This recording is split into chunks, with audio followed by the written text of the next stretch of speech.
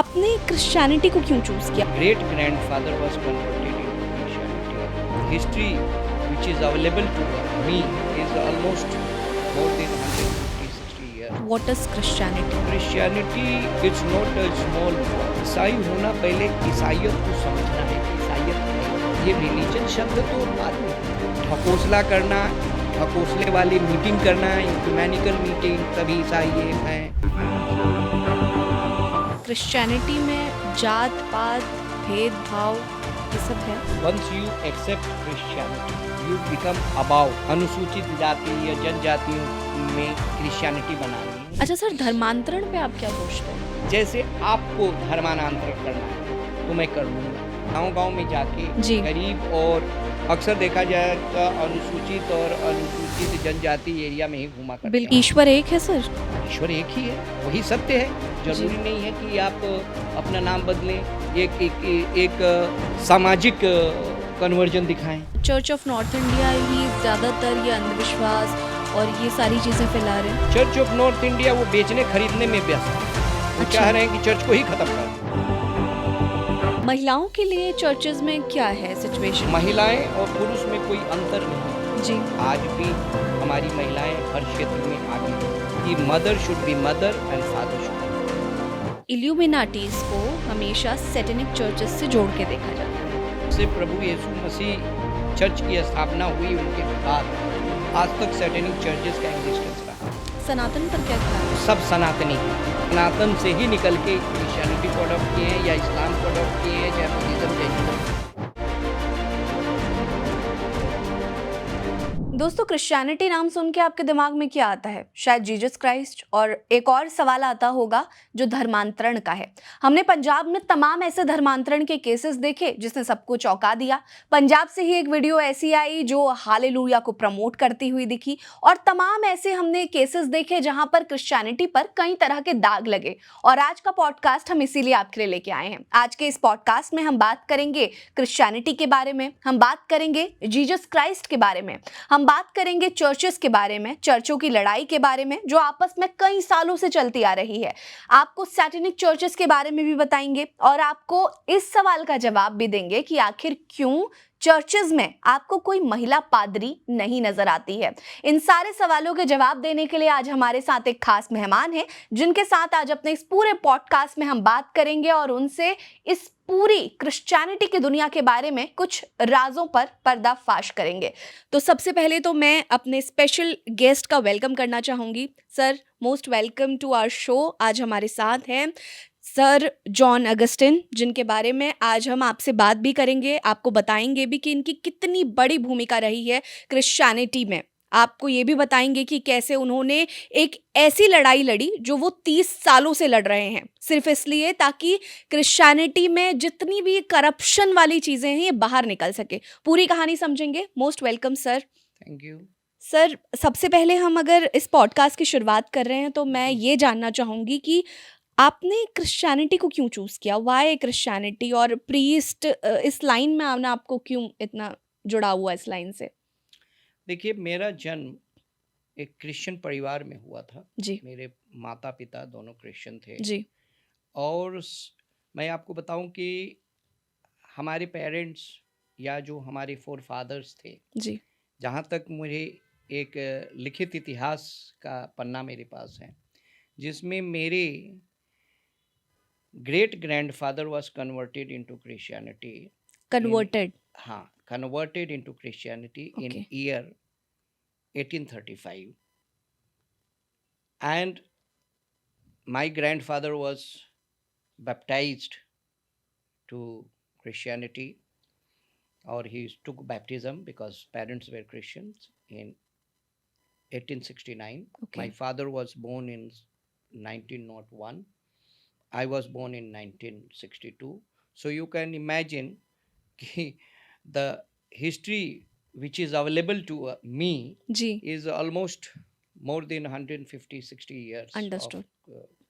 And when I was a small child,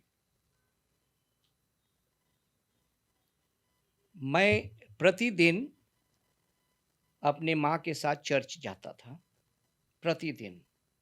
और जब हमारा पहला होली कम्युनियन होता है, जब हमें पहली बार परम प्रसाद मिलता है। उसके बाद परम प्रसाद के बाद मैं मेरे दिल में ये बात आया कि मैं एक पुरोहित बनूँगा अच्छा, और उसके लिए मैं चर्च के जो उस समय फ़ादर थे, मैं उनसे अपनी इच्छा प्रकट की। तो उन्होंने मुझे, जब मैं कक्षा 7 में और when I was in class 7, I was sent to Saint Teresa's seminary Ajmer Rajasthan, okay, एक गुरुकुल है। जी, तो मैं 12 साल की उम्र में ही उस गुरुकुल में गया, उस गुरुकुल में पढ़ाई किया और साथ-साथ मैंने अपने स्कूलिंग भी किया अच्छा, और उसके बाद मैं फिर मेजर सेमिनरी होता है, हायर स्टडी के लिए, मैं ओके। उसमें गया। अच्छा हर सर, ये सारी चीज़ें ऐसी हैं जो आपको प्रीस्ट बनाने के प्रोसेस के लिए प्रोसेस इम्पोर्टेंट होती होती है, हैं। आपको धर्म के बारे में जानना है, धर्म शास्त्र में दर्शन शास्त्र और इस शास्त्र को जानना ज़रूरी इज़ है। दैट सेम जैसे कि मुस्लिम्स में मदरसे होते हैं, वैसे ही ये गुरुकुल है जिसके बारे में आप बात कर रहे हैं? नहीं, ये मदरसा से अलग हट के है। वहाँ पे हम लोगों की जो ट्रेनिंग होती है, हम स्कूल जाते हैं, हम सभी सब्जेक्टों की पढ़ाई करते हैं। जी, साथ-साथ हमारी जो प्रेयर, जो प्रार्थना है और धीरे-धीरे ये हमारे अंदर वो स्पिरिचुअल चीज़ें डाली जाती हैं, बाइबल से रिलेटेड? बाइबल से रिलेटेड। और मैं एक चीज़ और बताऊँ जी, कि जब हम लोग पादरी की ट्रेनिंग करते हैं, जी, तो हम लोग केवल ईसाईयत को ही नहीं पढ़ते हैं या ईसाई धर्म के बारे में ही नहीं अध्ययन करते हैं। हम लोग हिंदू धर्म के बारे में भी पढ़ते हैं, हम लोग इस्लाम धर्म के भी बारे में पढ़ते हैं, नास्तिक धर्मों के भी बारे में पढ़ते हैं, जैसे बुद्धिज़्म है, जैनिज़्म है और दूसरे जो धर्म हैं। तो हम लोग दर्शन शास्त्र, western philosophy, Indian philosophy, contemporary philosophy, ये सब के पढ़ाई के बाद हम पुरोहित बनते हैं।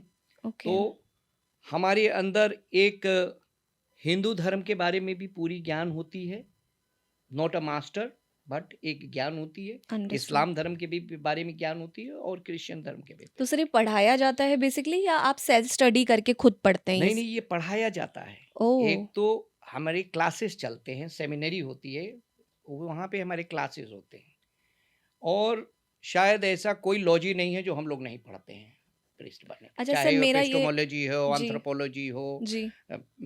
मेटाफिज़िक्स हो, थियोडोसी हो, तो हर चीज़ों का हमें बड़ा गहन अध्ययन कराया जाता है। ये बहुत अमेज़िंग बात है सर, क्योंकि मुझे ये बेसिकली ये जानना है, जैसे आपने कहा कि आप हिंदुइज़्म के बारे में भी पढ़ते हैं, आप इस्लाम के बारे में भी पढ़ते हैं, तो पढ़ते क्या हैं बेसिकली? जैसे भगवद गीता पढ़ते हैं, रामायण पढ़ते हैं या कुछ और चीज़ें आपको पढ़ाई जाती हैं? देखिए, हम लोग रामायण और महाभारत और गीता की पढ़ाई के साथ-साथ हम लोग वेदांत वेदास का भी जी, ज्ञान लेते हैं। ओके, तो बेसिकली हम लोगों को वेदांता एज़ अ फिलॉसफी पढ़ाया जाता है दैट्स नाइस। और इस्लाम में भी हम लोग इस्लामिक थियोलॉजी पढ़ाया जाता है। इस्लाम धर्म क्या है? कैसे उत्पन्न हुआ? उसका एम क्या है? What do they understand? वो क्या समझते हैं इस्लाम या हिंदू धर्म में मुक्ति कैसे है? इस्लाम धर्म में क्या समझते हैं? क्रिश्चियनिटी में क्या? तो हम लोग एक जैसे एक संपूर्ण नॉलेज, समझ गए। क्योंकि हम जिस देश में रहते हैं, हुँ, जैसे अगर हम भारतवर्ष में रहते हैं, तो जहाँ पे हमारे 80% भाई हमारे हिंदू हैं, तो उनके बारे में जानना ज़रूरी है। जी, और जहाँ पे 16, 17, 18% मुस्लिम्स भाई हैं, उनके बारे में भी जानना ज़रूरी है। बिल्कुल। कुछ बुद्धिस्ट है, जैनिस्ट हैं, तो सबके बारे में जानना ज़रूरी है। मैं ये नहीं कह रहा हूँ कि मैं मास्टर हूँ या बहुत बड़ा थियोलॉजियन हूँ, लेकिन मुझे एक साधारण ज्ञान है। अच्छा सर, ये हर किसी को होगा जो बच्चा फादर बनने के उसमें, प्रीस्ट बनने के उसमें जाएगा? देखिए, आजकल जो मेरी ट्रेनिंग हुई है रोमन कैथोलिक चर्च में। ओके, और रोमन कैथोलिक चर्च में ये सब बड़ा संपूर्ण ढंग से पढ़ाया जाता है। जैसे कि प्रोटेस्टेंट चर्चेज़ हैं या दूसरे चर्चेज़ हैं, आजकल बहुत से ऐसे बाइबल कॉलेजेस खुले हैं कि 2-3 महीने में ही आपको पढ़ा देते हैं। जी। वो केवल न केवल एक धर्म के बारे में कुछ ज्ञान दे देते हैं और वो फिर साल 6 महीने में ही वो पादरी बना देते हैं। ओके। लेकिन जिस व्यवस्था में मैं रहा हूँ और जिस व्यवस्था से मैं पढ़ा हूँ, उस व्यवस्था में इतना ज्ञान देना ज़रूरी है। ओके। अच्छा सर, ये सवाल मेरा है आपसे, क्योंकि जो व्यूअर्स मुझे अभी देख रहे हैं, वो ये ज़रूर जानना चाहते होंगे कि अगर किसी को फादर बनना है, किसी को पादरी बनना है, तो उसका बेसिकली प्रोसेस क्या होता है, वो कैसे बन सकते हैं? दूसरा, जैसे आपने बताया कि कम एज से ही आप गुरुकुल में चले गए थे स्टडीज़ के लिए, आपने वहीं से आपने पहले ही समझ लिया था कि आपको बनना है पादरी। तो जिनको ये आइडिया आप देना चाहेंगे प्लीज़, कि कैसे ये प्रोसेस में आ सकते हैं पादरी बनने के, और आगे क्या-क्या चीज़ें उनको करनी पड़ेंगी इस चीज़ के लिए, प्लीज़ आप बताएँ? देखिए, जब मैं था मैं जब गुरुकुल में गया था, उस समय गुरुकुल पद्धति था। जी। आज के समय में रोमन कैथोलिक चर्च ने भी और दूसरी चर्चों ने भी ये गुरुकुल पद्धति को बंद कर दिया है। अब जो कोई भी पहला व्यक्ति जो ईसाई खुद है, वही पादरी बन सकता है और जिस डिनोमिनेशन या जिस ईसाइयों के जिस संप्रदाय में है, वो उस संप्रदाय का में पादरी बनना चाहेगा, तो उस संप्रदाय में वो ट्रेनिंग सेंटर में जाएगा। जैसे कि अगर जाना है तो पहले वो सेमिनरी में जाएगा, जो कि हम लोगों के गुरुकुल को सेमिनरी कहते हैं, उस सेमिनरी में जाते हैं। तो जैसे रोमन कैथोलिक सेमिनरी है, तो वो 7 से 8 साल की ट्रेनिंग होती है। ओके। जो मैं गया था गुरुकुल में, वो पूरे 15 साल की थी। ओके। तो वहाँ पे हमने स्कूल इंटरमीडिएट भी किया, फिर हुँ, आगे की पढ़ाई की। समझ गई। लेकिन अब तो 6 महीने में ही लोग बना दे रहे हैं और आज भी रोमन कैथोलिक सेमिनरी में 6-7 साल लगता है, लेकिन दूसरे डिनोमिनेशन में 2 साल, 3 साल, 1.5 साल, it depends according to their rules and regulations. Understood. Sir, एक विज़न मैं आपसे जानना चाहूँगी, for you what is Christianity? देखिए, Christianity it's not a small word. ईसाई होना पहले ईसाइयत को समझना है कि ईसाइयत है क्या। बहुत से लोग सोचते हैं कि आप क्रिश्चियन बन जाइए, क्रिश्चियन बनना बड़ा easy. It's not very easy. Christian धर्म को जानने के लिए पहले आपको इतिहास में जाना पड़ेगा। जैसे कि हम देखते हैं कि बाइबल में परमेश्वर ने मनुष्य जाति की सृष्टि की, उसमें आदम को बनाया और हेवा को बनाया, जी, Adam and Eve. Adam and Eve को बनाया। पहले हमारे माँ बाप थे जी। और उनको अदन वाटिका में रख दिया। जी। अदन वाटिका में रहने के बाद परमेश्वर ने एक नियम दिया उसको। उस नियम के अनुसार उसमें हर तरह की सुविधा थी, हर तरह के फल फूल थे, लेकिन उन्होंने कहा एक पेड़ का फल मत खाना। मत खाना। और फिर वो बड़े खुशी राजी से रहते थे। हुँ। और एक दिन शायद आदम कहीं गए थे बगीचे में, हेवा के पास शैतान का रूप सांप का रूप धारण करके शैतान आया। और शैतान की कैसे सृष्टि हुई ये जानना भी जरूरी है, बिफोर नोइंग कि जी। वो शैतान आया कहाँ से। जी। हेवन में, स्वर्ग में, जैसा कि हमारा पवित्र शास्त्र कहता है, हेवन में एक युद्ध हुआ। उसमें एंजल्स थे, गैब्रियल एंड राफेल, एंड एक थे वो बहुत ही सुंदर लूसीफेर। लूसीफेर मतलब द ब्राइटेस्ट ऑफ ऑल। हुँ। तो जो लूसीफेर थे, he wanted to become take the place of God, yeah right. परमेश्वर का स्थान लेना। तो युद्ध हुआ, तो युद्ध हुँ। में वो हारे, मारे गए और उनको स्वर्ग राज्य से हटाकर नरक कुंड में डाल दिया गया, जिसको हम हेल कहते हैं। जी। और फिर वही पे जितने उनके साथ थे सब शैतान का रूप धारण कर लिए। They were the evil spirit, they cannot be with God, they revolted against God because they wanted to become God. Okay. तो वही रूप धारण करके अब कहे कि हमारा राज्य भी बढ़ना चाहिए, कैसे हम प्रवेश करें। तो वो हेवा को आया, समझाया कि ये फल खाओगी तो तुम्हारे अंदर ज्ञान आ जाएगा, that is the tree of knowledge. या तो राइट। वो एक फल वो खाई और एक फल में से आधा हेवा को एडम को खिलाए जब आई। हम्म। जब खाने के बाद उन लोगों के अंदर एक आकस्मिक ज्ञान आया कि वो नंगे हैं। हम्म। जब एडम भी आए, जी। वो भी खाए, उसी समय ईश्वर का एक आवाज सुनाई दिया, एडम एडम तू इधर से आया। परमेश्वर, हम लोग छिपे हुए हैं क्योंकि हम नंगे हैं। परमेश्वर ने पूछा कि कौन बताया कि नंगे हो, क्या तुमने वो फल खाया? तो उन्होंने कहा कि नहीं, वो फल हेवा ने हमको दिया तो मैं खाया। हेवा ने कहा कि वो सांप ने हमें खिलाया, जो शैतान का रूप धारण करके आया। जी। तो परमेश्वर ने वहीं पे कहा कि आज से तुम इस पैराडाइस से बाहर हो, और तीनों को श्रापित किया, 3 एडम एंड ईव और वो एडम एंड शैतान। ईव और शैतान जो सांप का रूप धारण किया, ठीक है। तीनों को उस समय सांप का रूप धारण। ठीक है। एडम को कहा कि तुम जाओ, जब तक तुम एड़ी से चोटी तक पसीना नहीं बहाओगे तुमको 2 वक्त की रोटी नहीं मिलेगी।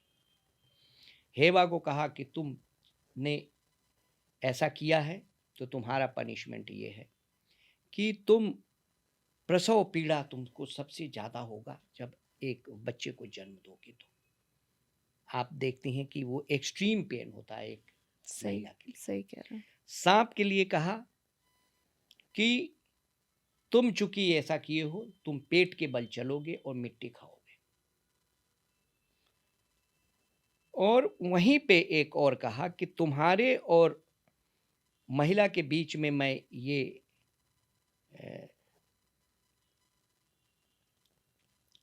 एक तरह की एनिमिटी डालता हूं कि तुम सांप को पैर से कुचलेगा और तुम उसको काट लोगे। और वहीं से जो एक शैतान का आज्ञा का पालन, परमेश्वर के आज्ञा का पालन को तोड़ना, एक पाप मनुष्य के अंदर आया, एडम। और वो पाप पूरे मनुष्य जाति में, जैसे जैसे हम उसी के औलाद हैं, तो वो पाप हम सब में है। ओके।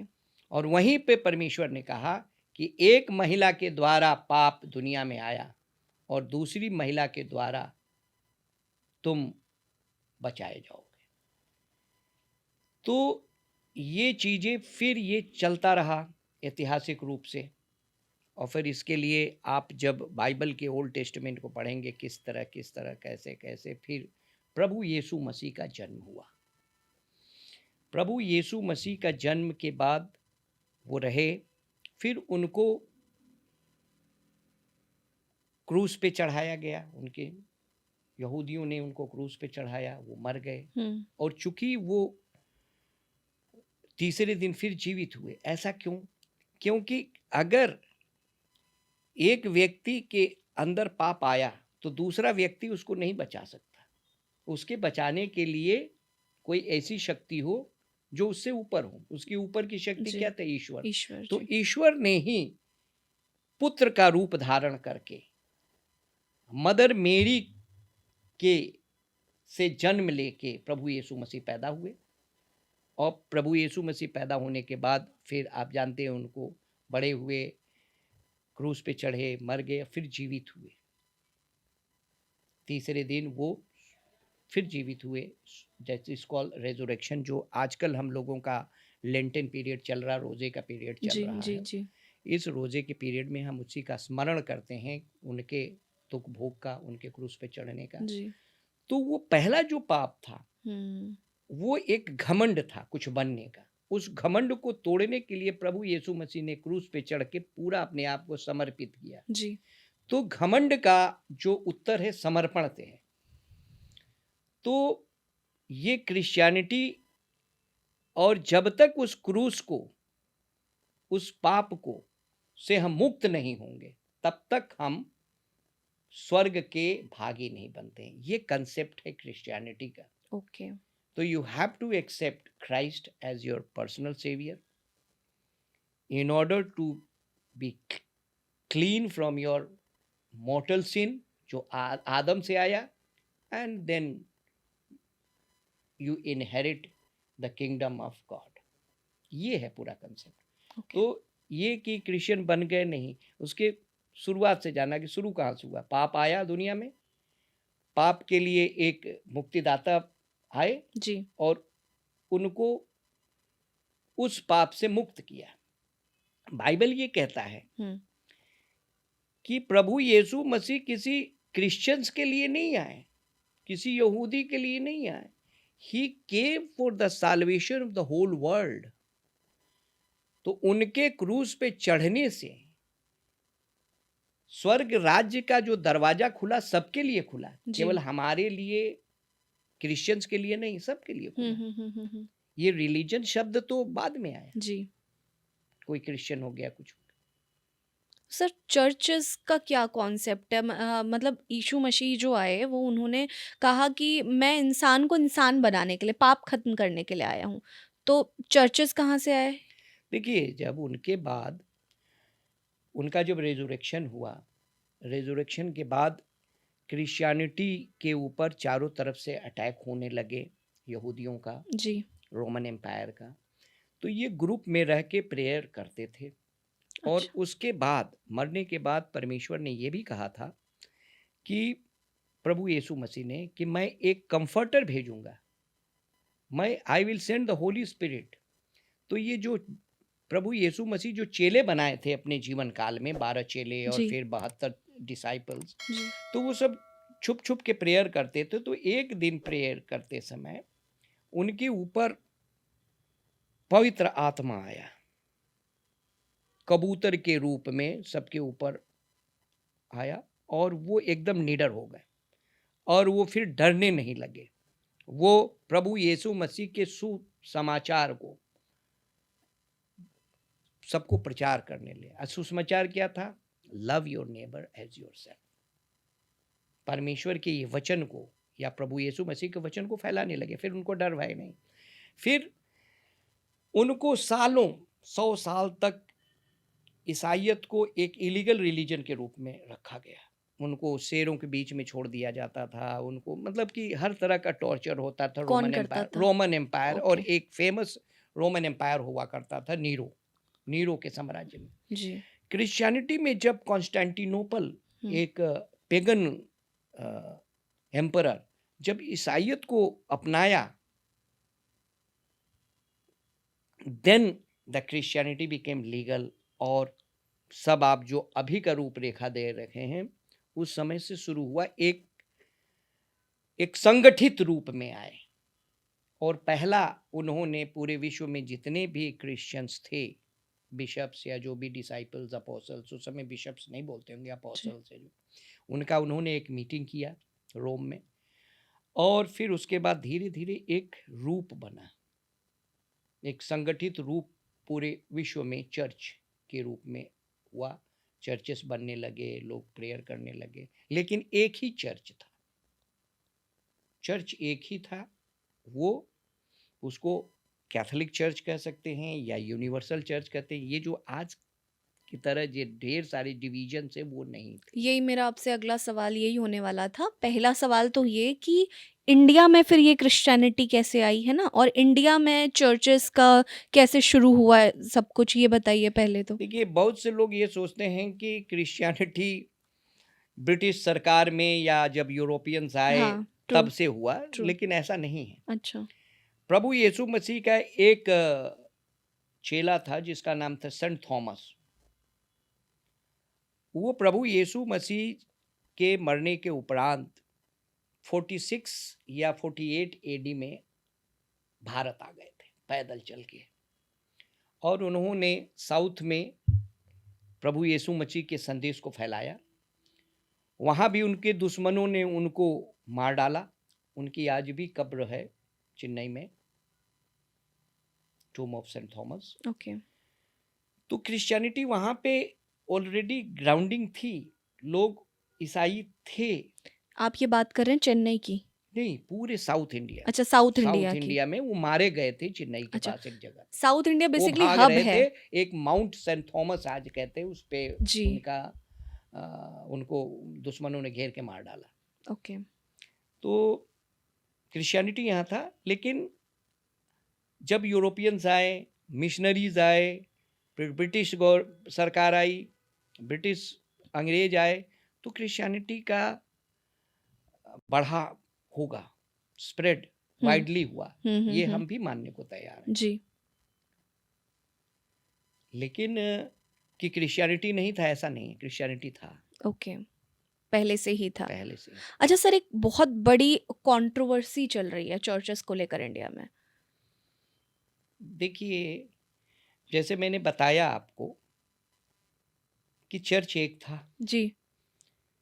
सबसे पहले 1054 में चर्च डिवाइड हुआ 2 भागों में, रोमन कैथोलिक चर्च और या कैथोलिक चर्च और ऑर्थोडॉक्स चर्च। ओके। वो दार्शनिक और राजनीतिक डिवीजन था। आपको शायद समझ में आए। यूरोप में पहला मुद्दा ये था कि जो भी कंट्रोवर्सी हुआ, दैट इज द प्रभु यीशु मसीह के ऊपर था। जी, क्या बिल्कुल। प्रभु यीशु मसीह संपूर्ण ईश्वर और संपूर्ण मनुष्य थे कि नहीं? इसमें कैथोलिक चर्च ने जो स्टैंड लिया, जी। उसने स्टैंड लिया कि प्रभु यीशु मसीह संपूर्ण ईश्वर थे और संपूर्ण मनुष्य थे, क्योंकि वो मदर मेरी से पैदा हुए, जी, दुनिया जी, में रहे। जी, बिल्कुल। ऑर्थोडॉक्स चर्च का कहना है कि he was totally God, he had no human nature. उनका भी तथ्य ये था, क्योंकि he was mother Mary was overshadowed by holy spirit, या right. So there was no human touch. हाँ, तो ट्रू। उनका तर्क ठीक था। कैथोलिक चर्च का तर्क ये था कि भाई वो चूंकि दुनिया में रहे, मदर मेरी से पैदा हुए, एक नेचुरल में, तो total God and total man. उस वो डिवीजन हुआ आज। और दूसरा जो मुख्य विचारधारा ये था कि ईस्टर्न यूरोप वेस्टर्न यूरोप का प्रभुत्व को नहीं लेना चाहता था, पश्चिमी यूरोप ईस्टर्न यूरोप के अधीन नहीं रहना चाहता था। सो जी। It was a political as well as a religious division. Understood. ये पहला डिवीजन हुआ।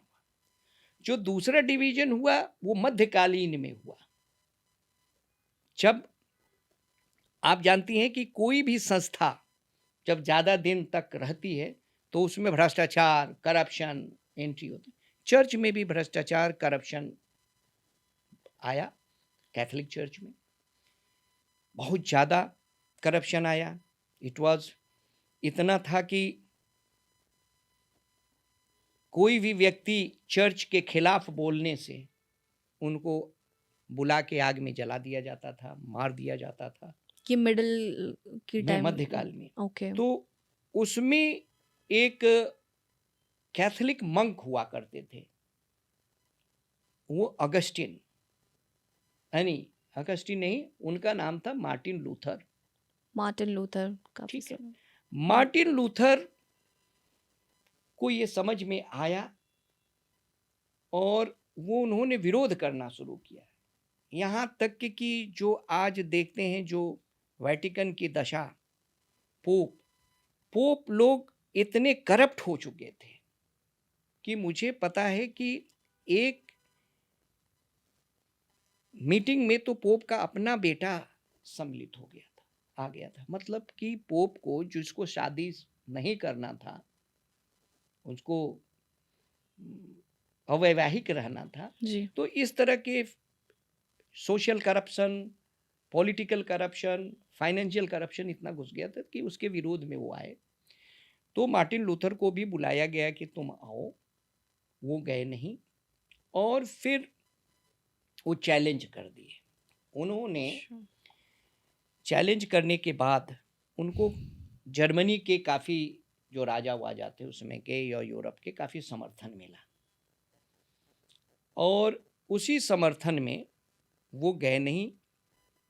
और फिर उन्होंने चैलेंज कर दिया कि ईसाई होना आपको केवल बाइबल ही फॉलो करना है, Bible became the only authority for your salvation. Okay. जबकि कैथोलिक चर्च का कहना है कि Bible as well as the tradition of the church दोनों को मिला के ही आप साल्वेशन के भागी होंगे। तो डिवाइड हो गया। उस समय चर्च में जो भी थे, जैसे एक मुद्दा, जैसे जिस चर्च को मैं बिलोंग करता हूँ उसका एक मुद्दा था चर्च ऑफ इंग्लैंड का। जी। चर्च ऑफ इंग्लैंड में जो हेनरी द एट्थ थे वो शादी करना चाह रहे थे, क्योंकि जब उनकी शादी हुई थी जी। कैथरीन से हम्म। तो वो नाबालिग थे। तो in order to save the hierarchy of the crown वो शादी करना चाह रहे थे, तो उसमें पोप का परमिशन नहीं था। ओके। अब जब पोप का परमिशन नहीं था तो उन्होंने क्या किया कि जो आर्च बिशप ऑफ कैंटरबरी हुआ करते थे उनका समर्थन लिया हम्म। और अपने शादी को, जो पहले वाला शादी को इलीगल घोषित कराया, अनल्ड कराया, और फिर उन्होंने शादी किया। और फिर उसके बाद क्वीन एलिजाबेथ पैदा हुई। तो ये सब मौका मिल गया जब मार्टिन लूथर लड़ रहे थे सबको अलग अलग होने का, और कई चर्चेस बन गए अलग यहीं अलग से सारा विचारधारा डिवीजन के। यहीं से शुरू हुआ बेसिक। और फिर उसके बाद डिवीजन होते गए। ओके। लूथरन चर्च बन गया, कैल्विनिज्म आ गया, चर्च ऑफ इंग्लैंड अलग हो गया। क्योंकि जब चर्च ऑफ इंग्लैंड में जब क्वीन एलिजाबेथ का हेनरी द एट्थ के मरने के बाद जो मेरी ऑफ स्कॉट थी, तो मेरी फिर back to Roman Catholic church चली गई थी। अच्छा। जब उसके मरने के बाद जब ये मसला आया कि who will be the next queen और king, because that long live the king के कंसेप्ट भी था। ट्रू। और इधर पोप ने कह दिया कि she can not become the queen because she is illegally born, marriage was not valid. इसके ऊपर क्वीन एलिजाबेथ ने एक एक्ट पारित कर दिया है इंग्लैंड के, उसमें जितने भी बिशप्स उनको सपोर्ट कर रहे थे, और जो नहीं कर रहे थे उनको खत्म करा दिया उन्होंने, और एक एक्ट पारित किया, the act of supremacy. Okay. उसमें बताया कि queen and king of England is the head of the church, nothing to do with the Roman Catholic church और द चर्च जो कि कम्युनियन में थे, जो उसके अंडर में थे रोमन कैथोलिक। उस समय से चर्च ऑफ इंग्लैंड अलग हो गया। ओके। और उसी तरह से दूसरे चर्चेस भी अलग हो गए। लेकिन जो चर्च ऑफ इंग्लैंड था और चर्च ऑफ रोम था, ये दोनों ही कैथोलिक विचारधारा से थे और अच्छा। आज भी कैथोलिक विचारधारा में ठीक है। थे। ठीक है। अब तो नहीं है, जी। लेकिन कैथोलिक विचारधारा के थे। ठीक है। और ये दो जो मार्टिन लूथर के फॉलोअर्स थे, जी जी। वो प्रोटेस्टेंट हो गए। They protested the basic essence of the Catholic faith. They said in order to be saved you need only authority is the Bible. तो इस तरह से ढेर सारे चर्चेस बने, और धीरे धीरे ये जो चर्चेस हैं धीरे धीरे भारतवर्ष में भी आए मिशनरियों के साथ, बिल्कुल। और फैलने लगे। और सभी अलग अलग संप्रदाय के जो चर्चेस थे वो बने। जी। सबसे ज़्यादा चर्च ऑफ इंग्लैंड के चर्च बने और रोमन कैथोलिक चर्च बने। चर्च ऑफ इंग्लैंड के तो इसलिए बने क्योंकि जब ब्रिटिश गवर्नमेंट आई तो ब्रिटिश शासन जो यहाँ पे थे, ब्रिटिश शासन, वो फॉलोवर्स थे चर्च ऑफ इंग्लैंड के। जी। तो ये एक राज धर्म बन गया। Okay. It was the establishment church. और इसलिए सरकार ने ढेर सारे चर्चेस बनाए, ढेर सारी संपत्तियां। आज भी चर्च ऑफ इंग्लैंड जो आज की डेट में चर्च ऑफ इंडिया है, इसकी संपत्तियां काफ़ी हैं। लेकिन सर दो चीज़ें मैंने बड़ी सुनी है, एक चर्च ऑफ नॉर्थ इंडिया और चर्च ऑफ साउथ इंडिया, दोनों के बीच में क्लैशेस हैं। देखिए, मैं आपको करेक्ट करता हूँ जी। कि जब चर्चेस बने चर्च बना, ठीक है, अलग अलग संप्रदाय काफी बढ़े आगे। ठीक है। उसके बाद भारत स्वतंत्र हुआ। जी, स्वतंत्रता के बाद ये हुआ कि जितने फॉरेन मिशनरीज थे उनको देश छोड़ के जाना था। उनको कुछ समय दिया था, शायद 20 साल का, कि जी। आप देश में अपने छोड़ के जाइए। हुँ, उस समय चर्च ने एक चर्च यूनियन किया था, जिसकी तैयारी काफी पहले से हो गई थी, 1926 से चला आ रहा था। और 1970 में एक यूनियन का कंसेप्ट आया। ये चर्च ऑफ इंग्लैंड ने किया था? चर्च ऑफ इंग्लैंड ने नहीं, सभी चर्चों ने सारे एक चर्चेस ने। ज्वाइंट मीटिंग किया था, एक कमेटी बनाया था कि हम लोग एक होना चाहते हैं। ठीक है, ठीक है। ठीक है। चर्च ऑफ साउथ इंडिया तो 1946 में बन चुका था, चर्च ऑफ इंग्लैंड से निकल के। ओके, लेकिन ये चर्च ऑफ नॉर्थ इंडिया था, ये 1970 में एक मीटिंग हुआ और इन लोगों ने कहा कि साहब हम सब एक साथ मिलना चाहते हैं। सब ने अपने चर्चेस में जितने भी समुदाय थे अपना अपना रेजोल्यूशन पास कर दिया ठीक है। और उसको चर्च में टेबल पे रख के प्रेयर कर दिए और कहे आज से हम लोग एक साथ है। एक साथ हो गए। ठीक अब है। नाम रख दिए चर्च ऑफ नॉर्थ इंडिया। ठीक है। लेकिन इन चर्चों की जो संपत्तियां थी, इन चर्चों के जो दार्शनिक विचारधारा थी, वो एक हो नहीं सकती थी। पूरब कभी पश्चिम नहीं हो सकता, पश्चिम कभी पूरब नहीं हो सकता। तो जो यूनियन का जो कंसेप्ट आया, उसमें एक पहल तो इन्होंने कर दिया कि रेजोल्यूशन पास कर। रेजोल्यूशन के बाद जो भी संपत्तियां हैं, जो भी संस्थाएं हैं, ये कानूनी ढंग से ही दूसरे या नए चर्च ऑफ नॉर्थ इंडिया में प्रवेश करते। वो हुआ नहीं। ओके। इसलिए आज तक चर्च ऑफ नॉर्थ इंडिया के पास पूरे देश भर में कोई संपत्ति नहीं है। ये दूसरे के चर्चों की संपत्तियों को बेचते हैं और अवैध ढंग से इस पे काबिज हैं। और इस लड़ाई में मैं 30 साल से मैं लड़ रहा हूं और इनको कानून, इनके पास मेरिट पे कहने को कुछ नहीं है। फोर्जरी और एक अवैध ऑक्यूपेशन इनके पास है। और मैं बताऊं कि ये चर्च ऑफ नॉर्थ इंडिया इतना भ्रष्ट हो चुका है। अभी हाल में ही साल 1.5 साल पहले इनका जो हेड बिशप था, वो जबलपुर में पीसी सिंह नाम था, वो पकड़ा गया। उसके घर में 4-5 करोड़ कैश निकले, फिर और इनके मामले ईडी में अच्छा। चल रहे हैं। और जो दूसरे बिशप्स भी हैं, जी, ये दूसरे बिशप्स भी, ये इनका मुख्य काम धर्म को बचाना, संविधान को, चर्च को बचाना या संस्थाओं को, एजुकेशन संस्थाओं की उन्नति करना, इसमें नहीं विश्वास करते। अच्छा। ये केवल बेचने खरीदने में विश्वास करते हैं। आज हमारे जो चर्च ऑफ नॉर्थ इंडिया जो जबरदस्ती काबिज हैं हमारे एजुकेशनल इंस्टीट्यूशन पे, चर्च ऑफ इंग्लैंड के या दूसरे चर्चेस के, एक दूसरा भी चर्च था United church of north India, ठीक, यूसीना, जो प्रेस्बिटेरियन, अमेरिकन प्रेस्बिटेरियन और ब्रिटिश प्रेस्बिटेरियन करते हैं। मेथोडिस्ट चर्च था, ओके। बैप्टिस्ट चर्च था। इनके संपत्तियों पे काबिज हैं। इनके संस्थाओं से पैसों का दोहन करना, गलत ढंग से सरकारों को गुमराह, सरकारी संस्थाओं को गुमराह करके काबिज है। ओके। और ये सब चला आ रहा है, हम लोग लड़ भी रहे हैं। आप समझती हैं कि हमारा जो कानून सिस्टम है इतना स्लो है लचर है, कि काफी लचर है। हमें न्याय इजीली नहीं मिल पा रहा है।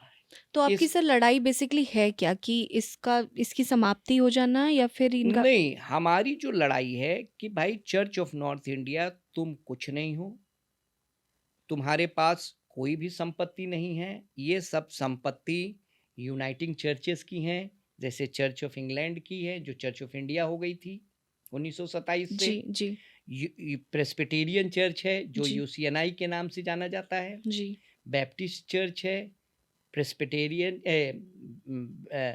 ब्रेदरन चर्च ने तो सुप्रीम कोर्ट से जीत के अपनी संस्थाओं को अलग कर लिया। ओके।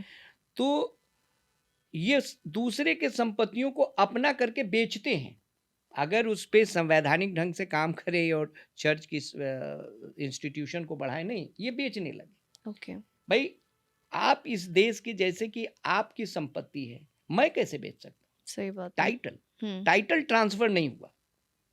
टाइटल में आज भी यूनाइटिंग चर्चेस के ही नाम है। ओके। ये बहुत बड़ा करप्शन है। मैंने कई बार सरकार को भी लिखा, कई बार इनके ऊपर एफआईआर भी किया। अगर सरकार इसका पूरा ध्यान दे तो ये विश्व का सबसे बड़ा करप्शन या सबसे बड़ा घोटाले के रूप में आएगा। जी। लेकिन अब हम लड़ रहे हैं। अब लेकिन सर क्या लगता है आपको, रीजन क्या लगता है कि नहीं एक्शन हो रहा है? क्योंकि जो हमारे आर्थिक इंस्टीट्यूशंस पे ये बैठे हुए हैं, हर जगह ये मोनोपोली से अपने काम को करते हैं। हमारी जो लीगल सिस्टम है स्लो है, अच्छा है लेकिन स्लो है। कुछ चीज़ें जो जल्दी होनी चाहिए नहीं होती हैं, उसमें बर्बादियां हो जाती हैं जब तक आपके पास न्याय मिलता है। तो और इन लोग क्या करते हैं कि ये जो चर्च ऑफ नॉर्थ इंडिया है, चर्च ऑफ नॉर्थ इंडिया में हर जगह ये दलालों को पाल रखे हैं। अच्छा। नॉन क्रिश्चियन दलाल हैं। जैसे मैं बताऊं कि डायसिस ऑफ लखनऊ, जहाँ से मैं ज़्यादा रहता हूँ, जहाँ का मैं हूँ, वहाँ पे एक दलाल है और वो ही लगता है सभी जो है हेड बिशप को अपने किसी ब्लैकमेलिंग में रखता है। उसका नाम है पिंटू तिवारी। ठीक है, उसको अपने रखता है और ब्लैकमेल करके सबको गुमराह करता है। तो इस तरह का हर डायसिस में है। मैं जानता हूं कि मेरे को दिखाकर इन लोग फायदा उठाते हैं। कहते हैं कि बिशप जॉन अगस्टिन से मैं आपकी सुरक्षा दूंगा। तो ये सब डर है, क्योंकि ये लीगल तो है नहीं, इनके पास कोई कानूनी अधिकार तो है नहीं संपत्तियों पे या संस्थाओं पे, तो इनके पीछे पीछे भागते हैं। और ये सब क्या है, इनको कानूनी दांवपेच में डिले टैक्टिस मैंने देखा। और इन लोगों ने कुछ, जैसे आजकल बड़ा नाम चल रहा है गोदी मीडिया का, इन लोगों ने एक आध दो गोदी मीडिया भी पाल रखा है। ये जो नहीं अपने चैनल्स बनवा रखे हैं। मैं समझ गई हूँ। देखिए लखनऊ डायसिस में एक चैनल है, वो आए दिन दिखाता है कि बिशप ऑफ लखनऊ तो चट्टान की तरह खड़े हैं चर्च ऑफ नॉर्थ इंडिया के, और कहते हैं कि ये जो माफिया है जॉन अगस्टीन या जो दूसरे चर्च के जो अपनी लड़ाई लड़ रहे हैं, इनको ये दिखाते हैं कि ये माफिया हैं, ये अपोज करते हैं, ये सेल्फ स्टाइल हैं। तो इस तरह के गोदी मीडिया के सहारे भी ये जीवित हैं। मतलब यहाँ भी मतलब गंद, पॉलिटिक्स, करप्शन सब पूरा फैला एक हुआ है। व्यक्ति है जिसका नाम है नितिन लॉरेंस, छत्तीसगढ़ का है। ओके। वो मेरे पास आया, मेरे से कहा कि मैं चर्च ऑफ नॉर्थ इंडिया को ध्वस्त कर दूंगा। मैंने उनको अथॉरिटी भी दिया। वो जाके इतना ब्लैकमेल किया कि चर्च ऑफ नॉर्थ इंडिया उसके गोदी में खेलने लगी, और वो फिर उसको एक बड़ा पद दे दिए। और मुझे जो से लोग बता रहे हैं कि अब वो एक फॉर्च्यूनर से चलता है, उसकी बीबी एक फॉर्च्यूनर से चलती है, उसको बहुत बड़ा पद दे दिया गया।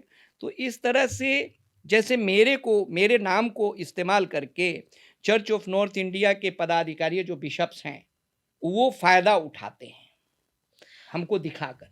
जैसे कि अभी जो इनका मॉडरेटर बना है, कैनिंग करके हैं, इसके पास तो इतना धन दौलत है, इतना कि लोग कहते हैं विदेशों में भी इसके घर हैं। अच्छा। और कुछ दिन पहले एक वायरल हो रहा था इसके संपत्तियों का विवरण, जो अभी मेरे पास नहीं है जी। लेकिन ये मैं कहता हूं कि चर्च ऑफ नॉर्थ इंडिया के बिशप्स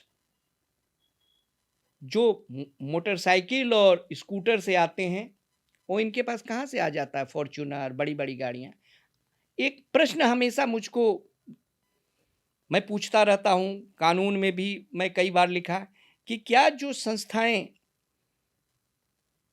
क्रिश्चियन माइनॉरिटी के नाम पे चलती हैं, जो हम इनकम टैक्स नहीं देते हैं, क्या इन संस्थाओं को ये अधिकार है कि अपने स्कूलों में 10-10 गाड़ियां खरीदें, फॉर्च्यूनर खरीदें? अरे यूटिलिटी व्हीकल प्रिंसिपल के लिए तो ठीक है। सही बात है। और बिशप्स कौन होते हैं इन गाड़ियों का इस्तेमाल करने? अभी मुझे बताया गया कि बिशप ऑफ लखनऊ को कोई फॉर्च्यूनर गिफ्ट किया है।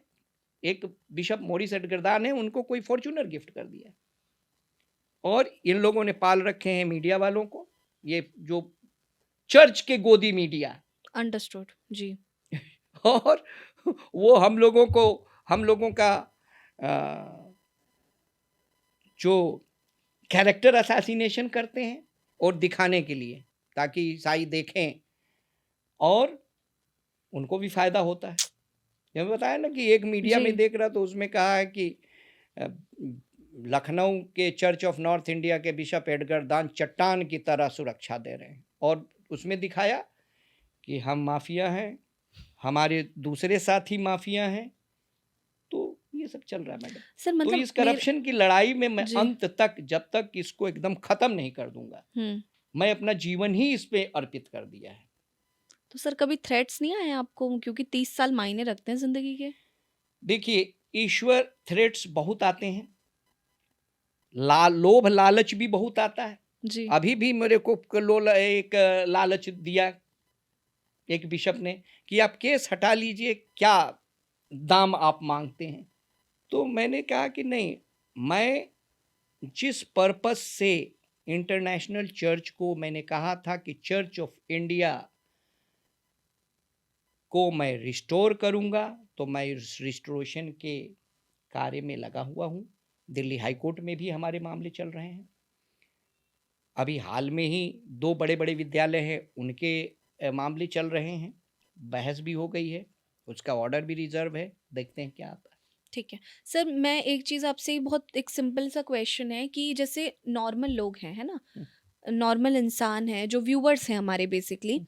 क्या उनको ये कहीं से पता चल सकता है कि these are the churches of north India, these are the churches of south India, क्योंकि इसमें बहुत सारे ऐसे ग्रुप्स होंगे ना?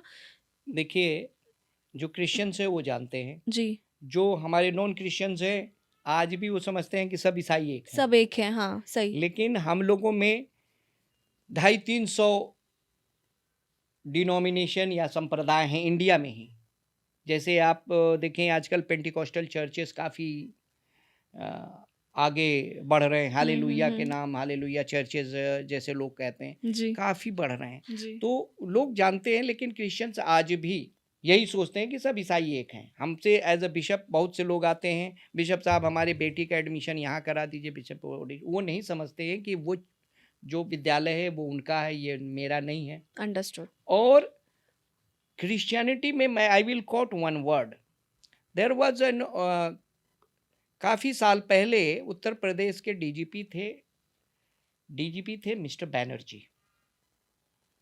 उनसे एक बार मेरी मुलाकात हुई तो कहे कि Christ was very good, but the Christians are highly divided community. अगर आप जाएं किसी विद्यालय में, जैसे मैं बताऊं कि दिल्ली में ही अगर आप जाएं जीसस एंड मेरी में, कहें कि और मैं एक चिट्ठी दे दूं कि sister please kindly help her for the admission of her relative और चाइल्ड और वट एवर, अंडरस्टूड। कहेंगे no, this bishop is not our bishop, we are Catholics, we are Anglican. तो इतने डिविजन्स हैं, और हम प्रचार करते हैं अपने पड़ोसी को अपने समान प्यार करो। जी। जब हम अपने दूसरे बिशप भाई को, अपने दूसरे क्रिश्चियंस को नहीं टॉलरेट कर पाते हैं, व्हाट आर वी डूइंग? क्या प्रीच कर रहे हैं हम? केवल ढकोसला करना, ढकोसले वाली मीटिंग करना, इक्यूमेनिकल मीटिंग, सभी ईसाई एक हैं, ये समुदाय बनाया, ये कमेटी बनाया। कमेटी बनाने से नहीं होता है। That practicality should come on the ground. Right.